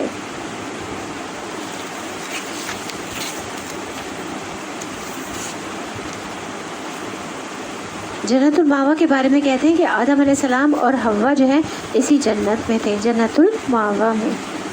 इस वक्त सिदरा पर छा रहा था जो कुछ छा रहा था। सिदरा क्या है? सिदरतुल मुंतहा, जो बेरी का दरख्त है वहाँ पे। उस वक्त सिदरा पर छा रहा था जो कुछ छा रहा था। नबी करीम सल्लल्लाहु अलैहि वसल्लम जब मिराज के मौके पर तशरीफ़ ले गए और आपने सिदरतुल मुंतहा को देखा, तो उसके बारे में अब्दुल्ला बिन मसूद रज़ियल्लाहु अन्हु कहते हैं कि जब रसूलुल्लाह सल्लल्लाहु अलैहि वसल्लम को इसरा करवाया गया, यानी मिराज करवाई गई, तो आप सिदरतुल मुंतहा तक ले जाया गया, और वो छठे आसमान पर है। और वो सब चीज़ें जिन्हें ज़मीन से ऊपर ले जाया जाता है उस तक पहुँचती हैं, और वहाँ से उन्हें ले जाया जाता है, और जो ऊपर से नीचे लाते हैं वो भी वहाँ तक जाती है, और वहाँ से उन्हें वसूल किया जाता है। और फिर इसका क्या मानी है? सिदरतुल मुंतहा को किसी चीज़ ने नाप रखा था, उसके बारे में इब्न मसूद रज़ियल्लाहु अन्हु कहते हैं कि सोने की पतंगों ने। और एक और रिवायत में आता है कि नबी सल्लल्लाहु अलैहि वसल्लम ने फरमाया कि जिब्रील मुझे सिदरतुल मुंतहा की तरफ ले गए, और उस सिदरतुल मुंतहा के पत्ते हाथी के कान की तरह बड़े बड़े थे। दरख्त है और उसके फल बेर जैसे बड़े बड़े गड़े के बराबर। तो आप सल्लल्लाहु अलैहि वसल्लम ने फरमाया कि जब उस दरख्त को अल्लाह के हुक्म से ढांपा गया, तो इसका हाल ऐसे हो गया कि अल्लाह की मखलूक में से किसी के लिए मुमकिन नहीं कि उसके हुस्न को बयान कर सके। इतना खूबसूरत ये नज़ारा नबी करीम सल्लल्लाहु अलैहि वसल्लम को करवाया गया। और एक और रिवायत में आता है कि जिब्रील मुझे लेकर सिदरतुल मुंतहा तक पहुँचे। उसे कई रंगों से ढांपा गया था, मैं नहीं जानता वो क्या थे, यानी दुनिया में वो नहीं है वो रंग नबी करीम सल्लल्लाहु अलैहि वसल्लम ने वहाँ देखे। اور کسی چیز سے تشبیہ آپ دیکھ کر آپ فرماتے ہیں کہ ایسا رنگ تھا یا ویسا رنگ تھا، یعنی کہ انہوں نے کہا کہ مجھے کوئی رنگ ہی نہیں مل رہا دنیا کا کہ میں کس رنگ سے تشبیہ دوں کہ وہ رنگ میں نے وہاں پہ دیکھے ہیں۔ تو نبی کریم صلی اللہ علیہ وسلم نے ایک موقع پر نہایت کمال اور ادب کا مظاہرہ کیا، یہاں پہ جو ہے نا نگاہ نہ چندیائی نہ حد سے متواجس ہوئی، اور اس نے اپنے رب کی بڑی بڑی نشانیاں دیکھی، یعنی کہ نبی کریم صلی اللہ علیہ وسلم کی نگاہ چندیائی نہیں اور حد سے متواجس نہیں ہوئی، یعنی کہ ادھر ادھر نہیں ہوئی۔ کس میں؟ کیونکہ اللہ تعالیٰ موجود تھے نا، ان سے کلام تھا، اور اس لیے ادب میں جو ہے وہ ادھر ادھر نہیں ہوئی، اور دوسرا علم حاصل کر رہے تھے اللہ تعالیٰ سے۔ انہوں نے بات چیت کی تھی نا، پردے کے پیچھے ہی ہوئی تھی بات، لیکن بات چیت ہوئی تھی اور علم لیا تھا اللہ تعالیٰ سے۔ تو علم کی بھی اہمیت کا پتہ چل رہا ہے کہ علم حاصل کرتے ہوئے بھی انتہائی ادب اور احترام، اور پھر اللہ کی ذات سامنے تھی تو کتنا ادب اور احترام، اور ہمیں اس سے سبق ملتا ہے نماز میں بھی اللہ تعالیٰ ہمارے تصور کیا کرنا چاہیے، پردے کے پیچھے ہیں اللہ تعالیٰ نور کی شکل میں موجود ہے، اور ہمیں اس وقت بھی نظر ادب اور احترام کے ساتھ سجدے کی جگہ پر رکھنی چاہیے اور ادھر ادھر نہیں ہونا چاہیے۔ عام طور پر کیا ہوتا ہے کہ جب انسان کسی ایسی جگہ پر جاتا ہے جس میں بہت بڑے کسی آدمی سے، بادشاہ سے، وزیر اعظم سے یا کسی اور سے ملاقات ہو، عموماً کیا ہوتا ہے وہاں پہنچ کر اس سے ملاقات کے دوران جو وہاں کا سیٹ اپ ہوتا ہے، وہاں کی ڈیکوریشن ہوتی ہے، وہاں کا جو سارا رکھ رکھاؤ ہوتا ہے، انسان اپنی نظر چرا کر ان کو بھی دیکھتا رہتا ہے ساتھ ساتھ۔ لیکن نبی کریم صلی اللہ علیہ وسلم نے اپنی پوری توجہ اپنے رب کی طرف رکھی، تو آپ کی نمازوں میں کیا خشوع ہوتا ہوگا، تو وہاں جا کر بھی آپ کا وہ خشوع قائم رہا کہ آپ کی نظر ادھر سے ادھر نہیں بھٹکی، آپ دیکھنے لگے کہ اچھا یہاں اور کیا کیا ہو رہا ہے، کیونکہ وہ دیکھیں نا جو اس وقت خاص طور پر جو بتایا گیا ہے کہ اس درخت کو اللہ کے حکم سے ڈھانپا گیا تھا اس وقت، اور ایسا حال ہو گیا تھا کہ اللہ کی مخلوق میں سے کسی کے لیے ممکن نہیں تھا کہ اس کے حسن کو بیان کر سکے اس بیری کے طرف اس وقت۔ تو نبی کریم صلی اللہ علیہ وسلم تشریف لے گئے تھے، اس لیے اللہ تعالیٰ نے ان کا ویلکم ان کو کیا تھا اس طرح سے۔ تو کیا کہا گیا کہ آپ کی نظر ادھر ادھر نہیں بھٹکی، آپ دیکھنے لگے اچھا یہاں اور کیا کیا ہو رہا ہے۔ تو آج ہی موقع ملا ہے اچھی طرح سے سارا جائزہ لے کر دیکھو۔ تو ادب کا تقاضا یہ ہے کہ جس کام کے لیے گئے ہیں، جس مقصد کے لیے گئے ہیں، اس پر فوکس رکھیں، نہ کہ ادھر ادھر ہم تجسس کریں یا دوسری چیزوں کی طرف دھیان دیں۔ آپ کے سکون قلب اور طمانینت کا بھی اظہار ہے یہاں پہ کہ کسی شخص کی شخصیت کی کمال کی خوبی ہے کہ اتنے کمپوز تھے اور اتنے زیادہ فوکس تھے نبی کریم صلی اللہ علیہ وسلم، ان کی تعریف یہاں پہ بیان ہوئی ہے۔ اب ذرا بتاؤ تم نے کبھی لات اور عزا اور تیسری ایک دیوی مناتی حقیقت پر کچھ غور کیا ہے؟ یہ وہ دیوتا ہیں، سارے ان کے نام ہیں جن کی جو ہے مکے والے پوجا کیا کرتے تھے۔ کیا بیٹے تمہارے لیے ہیں، بیٹیاں خدا کے لیے؟ یہ تو پھر بڑی دھاندلی کی تقسیم ہوئی، اور دراصل یہ کچھ نہیں ہے مگر بس چند نام جو تم نے اور تمہارے باپ دادا نے رکھے ہیں، اللہ نے ان کے لیے کوئی سند نازل نہیں کی۔ حقیقت یہ ہے کہ لوگ محض وہم و گمان کی پیروی کر رہے ہیں اور خواہشات نفس کے مرید بنے ہوئے ہیں، حالانکہ ان کے رب کی طرف سے ان کے پاس ہدایت آ چکی ہے۔ کیا انسان جو کچھ چاہے اس کے لیے وہی حق ہے؟ دنیا اور آخرت کا مالک تو اللہ ہی ہے۔ آسمانوں میں کتنے ہی فرشتے موجود ہیں، ان کی شفاعت کچھ بھی کام نہیں آ سکتی جب تک کہ اللہ کسی ایسے شخص کے حق میں اس کی اجازت نہ دے جس کے لیے وہ کوئی عرض داشت سننا چاہے اور اس کو پسند کرے۔ مگر جو لوگ آخرت کو نہیں مانتے وہ فرشتوں کو دیویوں کے نام سے موسوم کرتے ہیں، حالانکہ اس معاملے کا کوئی علم انہیں حاصل نہیں ہے، وہ محض گمان کی پیروی کر رہے ہیں، اور گمان حق کی جگہ کچھ بھی کام نہیں دے سکتا۔ بس اے نبی صلی اللہ علیہ وسلم، جو شخص ہمارے ذکر سے منہ پھیرتا ہے اور دنیا کی زندگی کے سوا جسے کچھ مطلوب نہیں ہے، اسے اس کے حال پر چھوڑ دو۔ ان لوگوں کا مبلغ علم بس یہی کچھ ہے، یہ بات تیرا رب بھی زیادہ جانتا ہے کہ اس کے راستے سے کون بھٹک گیا ہے اور کون سیدھے راستے پر ہے، اور زمین و آسمان کی ہر چیز کا مالک اللہ ہی ہے، تاکہ اللہ برائی کرنے والوں کو ان کے عمل کا بدلہ دے اور ان لوگوں کو اچھی جزا سے نوازے جنہوں نے نیک رویہ اختیار کیا ہے، جو بڑے بڑے گناہوں اور کھلے کھلے خبیث افعال سے پرہیز کرتے ہیں، الا یہ کہ کچھ قصور ان سے سرزد ہو جائے۔ بلا شبہ تیرے رب کا دامن مغفرت بہت وسیع ہے، وہ تمہیں اس وقت سے خوب جانتا ہے جب اس نے زمین سے تمہیں پیدا کیا اور جب تم اپنی ماؤں کے پیٹوں میں ابھی جنین ہی تھے۔ بس اپنے نفس کی پاکی کے دعوے نہ کرو، وہی بہتر جانتا ہے کہ واقعی متقی کون ہے۔ تو کیا کہا جا رہا ہے؟ کل بھی کہتے ہیں کہ لوگ نیک عمل کرتے ہیں اور نیک عمل کرنے کے بعد کہتے ہیں کہ یہ ہماری نمازیں ہیں، یہ ہمارے روزے ہیں، یہ ہمارا حج ہے اور یہ ہمارا جہاد ہے۔ تو اللہ تعالیٰ ان کے بارے میں یہ آیت نازل کی ہے کہ وہ زیادہ جاننے والا ہے کہ کون نیک ہے اور کس نے اطاعت کی اور کس نے اللہ کے لیے اپنا عمل خالص کیا۔ اسی طرح ایسے نام بھی نہیں رکھنے چاہیے کہ جن سے انسان کی بہت کوئی بڑائی ظاہر ہوتی ہو، جیسے نیک بھی نام رکھ لیتے ہیں لوگ۔ ایک خاتون کا نام برہ تھا تو آپ سے سامنے اس کا نام زینب رکھ دیا اور برہ نام رکھنے سے منع فرمایا، کیونکہ برہ کہتے ہیں نیکی نیک عورت کو۔ تو آپ نے فرمایا کہ اپنے آپ کو نیک و صالح نہ کہلواؤ، اللہ تم میں سے نیک بندوں کو خوب جانتا ہے۔ تو پوچھا کہ ہم کیا نام رکھیں؟ تو آپ نے فرمایا زینب نام رکھ لو۔ تو اپنی نیکیوں کا اشتہار نہ دیں، اپنی نیکیوں کے بارے میں بڑھ چڑھ کر باتیں نہ کریں، میں نے یہ بھی کیا، میں نے وہ بھی نہیں کیا، اللہ کو پتہ ہے کون کس درجے میں ہے، اچھا کر کے بھی ڈرتے رہیں۔ پھر اے نبی صلی اللہ علیہ وسلم، تم نے اس شخص کو بھی دیکھا جو راہ خدا سے پھر گیا اور تھوڑا سا دیکھ کر رک گیا؟ کیا اس کے پاس غیب کا علم ہے کہ وہ حقیقت کو دیکھ رہا ہے؟ کیا اسے ان باتوں کی کوئی خبر نہیں پہنچی جو موسیٰ علیہ السلام کے صحیفوں اور اس ابراہیم کے صحیفوں میں بیان ہوئی ہیں، جس سے وفا کا حق ادا کر دیا؟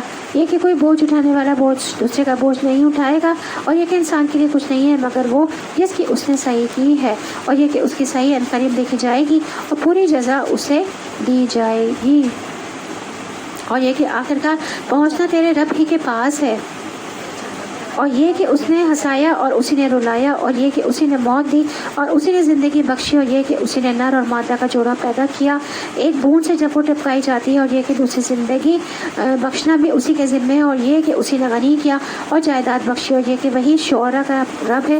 شعرا ایک ستارہ تھا، اس کو پوجا کرتے تھے یہ لوگ، اور یہ کہ اسی نے عاد و اولا کو ہلاک کیا اور سمود کو ایسا مٹایا کہ ان میں سے کسی کو باقی نہ چھوڑا، اور ان سے پہلے قوم نوح کو تباہ کیا کیونکہ وہ تھے ہی ظالم سرکش لوگ، اور اوندھی گرنے والی بستیوں کو اٹھا پھینکا، پھر چھا دیا ان پر جو کچھ تم جانتے ہی ہو کیا چھا دیا۔ پس اے انسان، اپنے رب کی کن کن نعمتوں میں تو شک کرے گا؟ یہ ایک تنبیہ ہے، پہلے آئی ہوئی تنبیہات میں سے آنے والی گھڑی قریب آ لگی ہے، اللہ کے سوا کوئی اس کو ہٹانے والا نہیں۔ اب کیا یہی وہ باتیں ہیں جن پر تم اظہار تعجب کرتے ہو، ہنستے ہو اور روتے نہیں ہو، اور گا بجا کر انہیں ٹالتے ہو؟ تو کیا کہا جا رہا ہے؟ دنیا کی رونقوں میں گم ہو کر قرآن سے غافل ہو۔ یہاں پہ لفظ سامدون استعمال ہوا ہے، سامدون سے مراد ہے سمود، یعنی کہ جس کا معنی ہے گیت گانا۔ سمود کہتے ہیں غافل ہونے اور چیزوں کو فراموش کر دینے کو، کیونکہ گیت گانے جو ہیں وہ غفلت اور فراموشی کا سبب بنتے ہیں، انسان کو غافل کرتے ہیں۔ اس کی مثال کیا ہے؟ آپ کے دل میں کوئی غم ہے، کوئی بوجھ ہے، تو اب اگر آپ میوزک یا کسی ایسی چیز میں انوالو ہو جائیں وقتی طور پر، تو وہ سب غم غلط کر دے گا۔ اس طرح کوئی اچھی باتیں آپ نے یاد کی ہوئی ہیں، کوئی دل میں ایمان خوش و خضوع ہے، تو ایسی چیزوں میں مشغول ہو کر آپ کے دل سے وہ بھی نکل جائے گا۔ تو یہ گانا بجانا ایک ایسی چیز ہے جو انسان کو آخرت سے غافل کرتا ہے، اپنی دنیا کے فرائض سے غافل کرتا ہے، اپنی ذمہ داریوں کے احساس سے بے خبر کر دیتا ہے۔ تو یہاں پہ سورہ نجم، اچھا جھک جاؤ اللہ کے آگے اور بندگی بجا لاؤ، فاسجدوا للہ وعبدوا۔ تو یہاں پہ ہماری سورہ نجم جو ہے مکمل ہوئی۔ اب شروع ہوتی ہے سورہ قمر۔ بسم اللہ الرحمن الرحیم۔ اقترب الساعۃ وانشق القمر وأيروا آیات یورز ویقولوا سحر مستمر۔ شروع کرتی ہوں اللہ کے نام سے جو بڑا مہربان نہایت رحم والا ہے۔ قیامت کی گھڑی آ گئی اور چاند پھٹ گیا۔ یہ نبی صلی اللہ علیہ وسلم کا وہ واقعہ ہے، معجزہ جو تھا شق القمر کا، اس کے بارے میں ذکر ہے۔ مگر ان لوگوں کا حال یہ ہے کہ خواہ کوئی نشانی دیکھ لیں منہ موڑ جاتے ہیں اور کہتے ہیں کہ یہ تو چلتا ہوا جادو ہے۔ شق القمر کو کیا کہا مکہ والوں نے؟ نبی کریم صلی اللہ علیہ وسلم نے جادو کر دیا ہے، انہوں نے اس کو بھی جھٹلا دیا اور اپنی خواہشات نفس کی پیروی کی۔ ہر معاملے کو آخرکار ایک انجام پر پہنچ کر رہنا ہے۔ ان لوگوں کے سامنے پچھلی قوموں کے وہ حالات آ چکے ہیں جن میں سرکشی سے باز رکھنے کے لیے کافی سماج عبرت ہے، اور ایسی حکمت و نصیحت کے مقصد کو بدرجہ عتم پورا کرتی ہے، مگر تنبیہات ان پر کارگر نہیں ہوتی۔ بس اے نبی صلی اللہ علیہ وسلم، ان سے رخ پھیر لو۔ جس روز پکارنے والا ایک سخت ناگوار چیز کی طرف پکارے گا، لوگ سہمی ہوئی نگاہوں کے ساتھ اپنی خبروں سے اس طرح نکلیں گے گویا وہ بکھری ہوئی ٹنڈیاں ہیں، اور پکڑنے والے کی طرف دوڑے چلے جا رہے ہوں گے، اور وہی منکرین جو دنیا میں اس کا انکار کرتے تھے اس وقت کہیں گے کہ یہ دن تو بڑا کٹھن ہے۔ یعنی مومنوں کے لیے وہ دن آسان ہوگا لیکن کافروں کے لیے یہ دن بڑا سخت ہوگا۔ نبی صلی اللہ علیہ وسلم نے قرآن مجید کی یہ آیت یوم یقوم الناس لرب العالمین کے بارے میں فرمایا، نصف یوم تک کی مقدار 50,000 سال کے برابر ہے قیامت کے دن کے، اور یہ مدت مومن کے لیے بڑی معمولی ہوگی، جیسا کہ سورج ڈھلنے سے سورج غروب ہونے تک کا وقت ہوگا۔ یعنی اتنا لمبا وقت مومن کے لیے بہت چھوٹا ہو جائے گا۔ قیامت کے دن کی مشقت بھی مومن کے لیے کم ہوگی۔ اس وقت سب لوگ جب پسینے کی لگام منہ میں ڈالے ہوئے ہوں گے، اور رہے مومن تو وہ ان پر زکام کی طرح ہوگا، اور کافر پر موت جیسے کیفیت طاری ہو جائے گی موت جیسے سخت. تو یاد رکھیے اگر ہم آخرت کے دن کو مانتے ہیں تو ہمیں اس دن کی تیاری بھی کرنی ہے اور اس دن کی کیفیات کا بھی ہمیں پتہ ہونا چاہیے. کتنا ٹائم لگے گا, کتنی دیر میں ہم فارغ ہو جائیں گے, کیسی کیفیت ہوگی, لوگ کیسے ہوں گے, یہ ساری معلومات ہمیں قرآن مجید اور احادیث سے پتہ چلتی ہیں. تو ان کے بارے میں کتابیں بھی لکھی گئی ہیں. اس لیے آخرت کا تذکرہ جو ہے انسان کے اعمال کو درست کرنے کے لیے بڑا مفید ثابت ہوتا ہے. جس کو آخرت کا غم لگ جاتا ہے وہ دنیا کا غم بھول جاتا ہے. اس کے نزدیک دنیا کے بڑے بڑے مسائل وہ چھوٹے ہو جاتے ہیں, وہ حقیر ہو جاتے ہیں.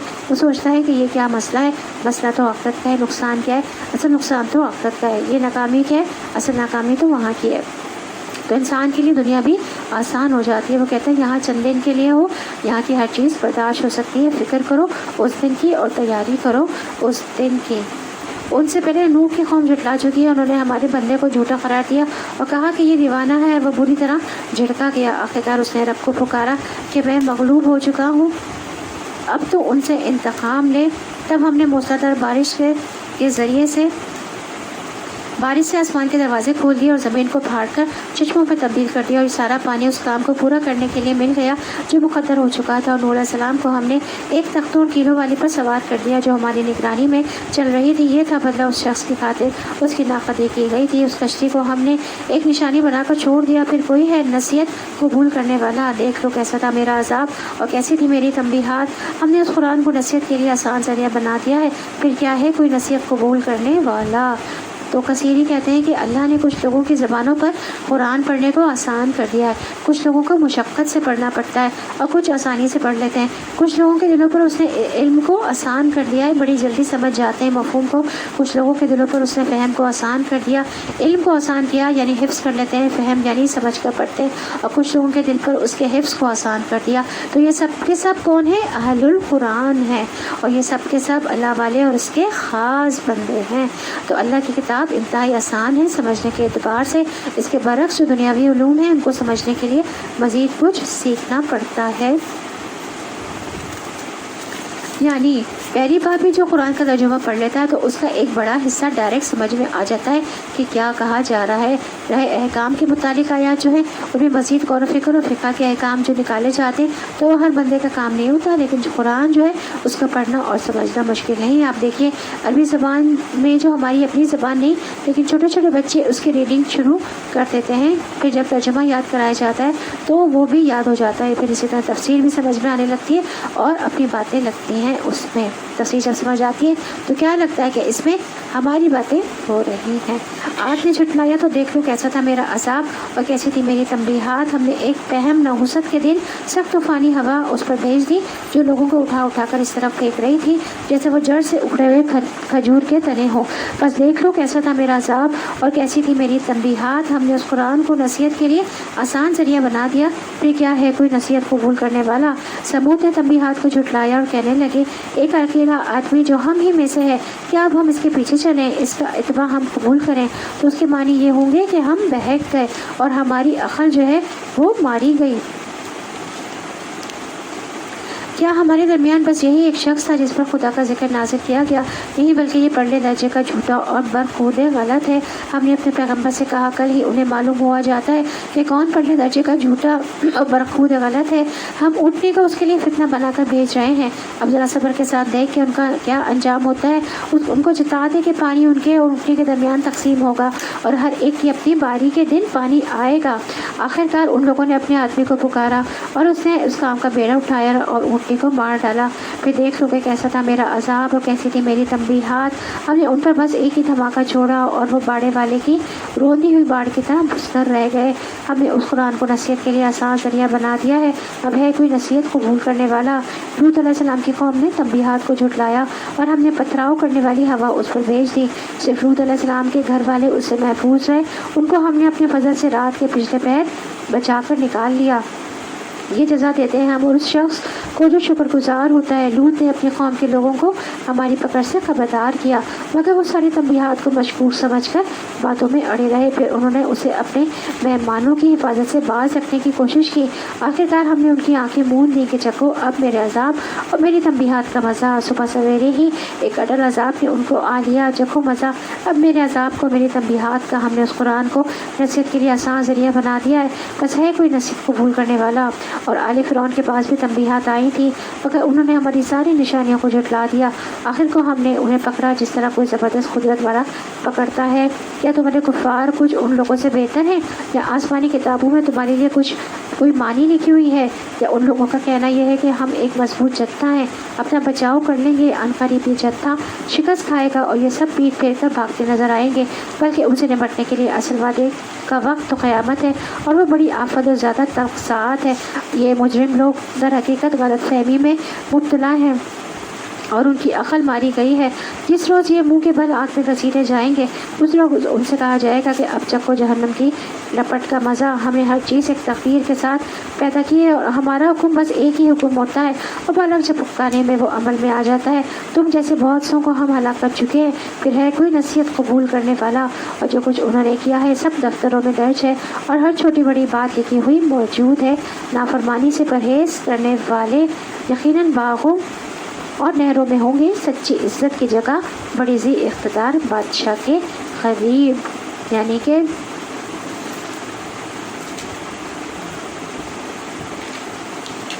یاد رکھیے اللہ کے عذاب اور اللہ کے ڈراوے سے انسان کو ڈرتے ہی رہنا چاہیے، اور اس کے لیے فکر کے ساتھ ساتھ دعا بھی کرنی چاہیے۔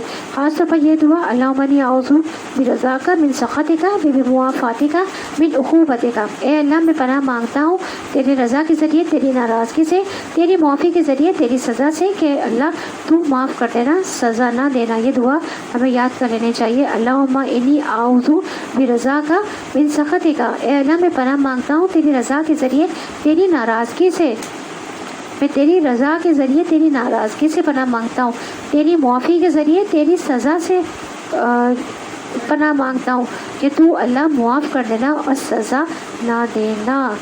تو یہاں بھی کیا ہے کہ اللہ ہمیں بھی ان میں شامل کر لے کہ جو لوگ نافرمانی سے پرہیز کرنے والے ہیں باغوں اور نہروں میں ہوں گے، سچی عزت کی جگہ ہوگی وہ، اور بڑے ذی اقتدار بادشاہ کے قریب ہوں گے۔ یعنی ہمیں ہمیشہ جنت الفردوس کی دعا مانگنی چاہیے کہ ذی اقتدار بادشاہ اللہ تعالیٰ کے بارے میں بات ہے، اس کے قریب کون سی جنت ہے؟ جنت الفردوس۔ اس کے اوپر پانی ہے اور پانی کے اوپر اللہ تعالیٰ کا عرش ہے۔ تو یہاں پہ سورہ قمر مکمل ہوئی۔ یہ بھی تھوڑا سا 2 پیج ہیں، پڑھ لیتے ہیں سورہ رحمان کے۔ بسم اللہ الرحمن الرحیم۔ الرحمن علم القرآن خلق الانسان علمہ البیان الشمس والقمر بحسبان والنجم والشجر یسجدان۔ سورہ رحمان کے بارے میں سبھی کو پتہ ہے کہ اس میں اللہ تعالیٰ نے اپنی نعمتوں کا ذکر کیا ہے، اور ساری نعمتیں اللہ تعالیٰ نے اس میں اپنی کھول کر بیان کی ہیں۔ شروع کرتی ہوں اللہ کے نام سے جو بڑا مہربان نہایت رحم والا ہے۔ نہایت مہربان خدا نے اس قرآن کی تعلیم دی۔ کس کو سکھایا؟ سب سے پہلے جبریل علیہ السلام کو، اور پھر جبریل کے ذریعے محمد صلی اللہ علیہ وسلم کو، اور محمد صلی اللہ علیہ وسلم کے ذریعے صحابہ کرام کو، اور پھر اس کے بعد نسل در نسل آج اللہ نے ہمیں یہ بھی سعادت بخشی اور ہمیں بھی اس کو سیکھنے کا موقع عطا کیا۔ تو یہ رحمان کی خاص صفت ہے۔ اسی نے انسان کو پیدا کیا اور اسے بولنا سکھایا۔ سورج اور چاند ایک حساب کے پابند ہیں، اور تارے اور درخت سب سجدہ ریز ہیں۔ آسمان کو اس نے بلند کیا اور میزان قائم کر دی۔ اس کا تقاضا یہ ہے کہ تم میزان میں خلل نہ ڈالو، انصاف کے ساتھ ٹھیک ٹھیک تولو، ترازو میں ڈنڈی نہ مارو۔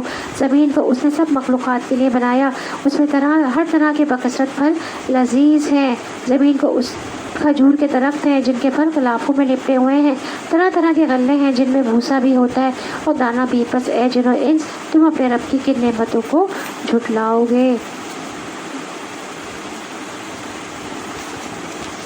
فَبِأَيِّ آلَاءِ رَبِّكُمَا تُكَذِّبَانِ۔ تو یہاں ایک سوال بھی ہے کہ تم اپنے رب کی کن نعمتوں کو جھٹلاؤ گے؟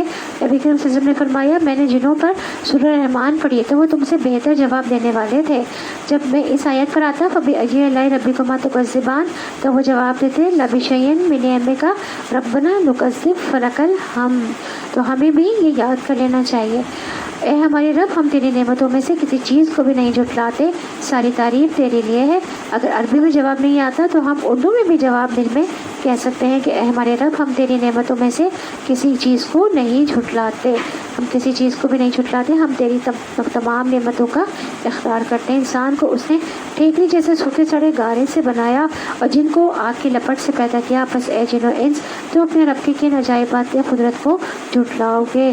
دونوں مشرق اور مغرب اور سب سب کا مالک وہی پروردگار ہے، پس اے جن و انس تو اپنے رب کی کن کن قدرتوں کو جھٹلاؤ گے؟ جو سمندروں کو اس نے چھوڑ دیا کہ وہاں مل جائیں، پھر بھی ان کے درمیان ایک پردہ حائل ہے جس سے وہ تجاوز نہیں کرتے۔ بس اے جن و انس تم اپنے رب کی قدرت کے کن کن کرشموں کو جھٹلاؤ گے؟ ان سمندروں سے موتی و مونگے نکلتے ہیں۔ بس اے جن و انس تم اپنے رب کی قدرت کی کن کن کمالات کو جھٹلاؤ گے؟ اور یہ جہاز اسی کے ہیں جو سمندر میں پہاڑوں کی طرح اونچے اٹھے ہوئے ہیں۔ بس اے جن و انس تم اپنے رب کی کن کن احسانات کو جھٹلاؤ گے؟ ہر چیز جو اس زمین میں ہے فنا ہو جانے والی ہے، اور صرف تیرے رب کی جلیل و کریم ذات ہی باقی رہنے والی ہے۔ وَيَبْقَى وَجْهُ رَبِّكَ ذُو الْجَلَالِ وَالْإِكْرَامِ۔ تو اللہ تعالیٰ ہر روز ایک نئی شان میں موجود ہے۔ کیا کہا گیا؟ کلو من علیہ فان ویبقى وجہ ربک ذو الجلال والاکرام۔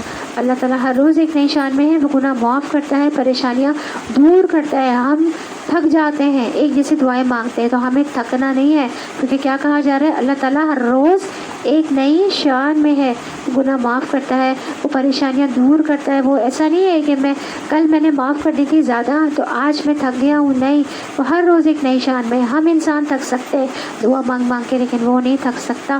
کچھ لوگوں کا مقام اونچا کرتا ہے، کچھ اونچوں کو نیچے گراتا ہے۔ ہر روز وہ اپنی مخلوقات کے شکوے سنتا ہے۔ زمین و آسمان والے اسے بے نیاز نہیں ہو سکتے۔ اس نے زندگی بخشی، وہی موت دیتا ہے، وہی پالتا ہے، وہی فریاد رسی کرتا ہے۔ ہر روز اللہ تعالیٰ کی تجلیات مختلف طرح کی ہوتی ہیں، اس لیے انسان کو کبھی بھی اس سے مایوس نہیں ہونا چاہیے۔ جو لوگ اللہ کو پہچانتے ہیں وہ صرف اسی پر بھروسہ رکھتے ہیں۔ جو صبح کرتے ہیں تو دیکھتے ہیں کہ اللہ ان کے ساتھ کیا معاملہ فرمائے گا، جب شام کرتے ہیں تو اسی کو پیش نظر رکھتے ہیں، رب کہ اب دیکھیں کیا ہوتا ہے۔ وہ اپنے عام اوقات میں اللہ کی مرضی کے مطابق چلتے ہیں اور اسی سے امیدیں رکھتے ہیں دعاؤں کی قبولیت کی، کیونکہ وہ جانتے ہیں کہ سارے کا سارا اختیار کسی اور کے ہاتھ میں ہے، ان کا اپنا اختیار کچھ نہیں ہے۔ تو یہاں پہ نصف جو ہے پارہ نمبر 27 قال فما خطبکم مکمل ہو گیا، پارہ نصف ہو گیا۔ یہیں تک رکھیں گے، باقی کل کریں گے انشاءاللہ۔ دعا کر لیتے ہیں۔ سبحانک اللہم و بحمدک، تب اشہد ان لا الہ الا انت استغفرک استغفرک استغفرک واتوب الیک۔ بسم اللہ الرحمن الرحیم، الحمدللہ رب العالمین الرحمن الرحیم مالک یوم الدین، ایاک نعبد و ایاک نستعین، اہدنا الصراط المستقیم صراط الذین انعمت علیہم غیر المغضوب علیہم ولا الضالین، آمین۔ اللہم صلی علی محمد وعلی محمد کما صلیت علی ابراہیم وعلی آل ابراہیم انک حمید مجید۔ اللہم بارک علی محمد وعلی آل محمد کما بارکت علی ابراہیم وعلی آل ابراہیم انک حمید مجید۔ ربنا ظلمنا انفسنا وان لم تغفر لنا وترحمنا لنکونن من الخاسرین۔ ربنا آتنا فی الدنیا حسنۃ وفی الآخرۃ حسنۃ وقنا عذاب النار۔ ربنا هب لنا من ازواجنا وذرياتنا قرة اعين واجعلنا للمتقين اماما۔ اللهم اني اعوذ بك من عذاب جهنم ومن عذاب القبر ومن فتنة المحيا والممات ومن شر من فتنة المسيح الدجال۔ ربنا تقبل منا انك انت السميع العليم وتب علينا انك انت التواب الرحيم۔ رب ارحمهما كما ربياني صغيرا، رب ارحمهما كما ربياني صغيرا، رب ارحمهما كما ربياني صغيرا۔ اے اللہ پاک، جس نے یہ بیان کیا اور جس نے بیان رکھوایا اور جن جن لوگوں نے بیان سنا، اس ماہ مبارک کی رحمت و برکت سے، اس محفل کی رحمت و برکت سے ہمارے دلوں میں جو بھی جائز خواہشات جائز دعائیں ہیں اپنے خاص کرم سے انہیں قبول فرما لیجیے، اپنی بارگاہ میں ہمارے گناہوں کو معاف فرما لیجیے اور ہماری بخشش کر دیجیے۔ اب جب ہم اس دنیا سے جائیں تو اس حال میں کہ ہمارا خاتمہ ایمان پر ہو اور آپ ہم سے راضی ہوں۔ اے اللہ تعالیٰ اس رمضان کو ہمارے لیے بخشش کا ذریعہ اور اپنی رضا کو حاصل کرنے کا ذریعہ بنا دیجیے، آمین۔ اللہ پاک، ہمارے جو والدین اس دنیا سے جا چکے ہیں ان کی بخشش فرما دیجیے، انہیں جنت الفردوس میں جگہ عطا فرمائیے، اور جو والدین اس دنیا میں موجود ہیں انہیں صحت و عافیت عطا فرمائیے، ان کا سایہ ہمارے سروں پر قائم رکھیے، انہیں لمبی صحت کے ساتھ اچھی زندگی عطا فرمائیے، صحت اور اچھی عافیت والی زندگی نصیب فرمائیے، اور ہمیں ان کی خدمت کرنے کا موقع نصیب فرمائیے، آمین یا رب العالمین۔ اے اللہ پاک، جن جن مومن و مومنات کے گھروں میں رزق تنگیاں ہیں اللہ تعالیٰ اس تنگیوں کو خوشادی میں بدل دیجیے. جو بیمار ہیں انہیں شفا کاملہ نصیب فرمائیے. اور جو مومن و مومنات تکلیفوں میں گھرے ہوئے ہیں, پریشانیوں میں گھرے ہوئے ہیں, ہر قسم کی پریشانی, جس بھی قسم کی پریشانی اللہ تعالیٰ اس محفل کی رحمت و برکت سے, اس ماہ مبارک کی رحمت و برکت سے ان کی تمام پریشانیوں کو دور فرما دیجیے. ہمارے گناہوں کو معاف فرما دیجیے اور ہمیں جو علم ہم نے حاصل کیا اس پر عمل کرنے والا بنا دیجیے. آمین یا رب العالمین. آپ لوگ اپنی اپنی دعائیں مانگ لیجیے.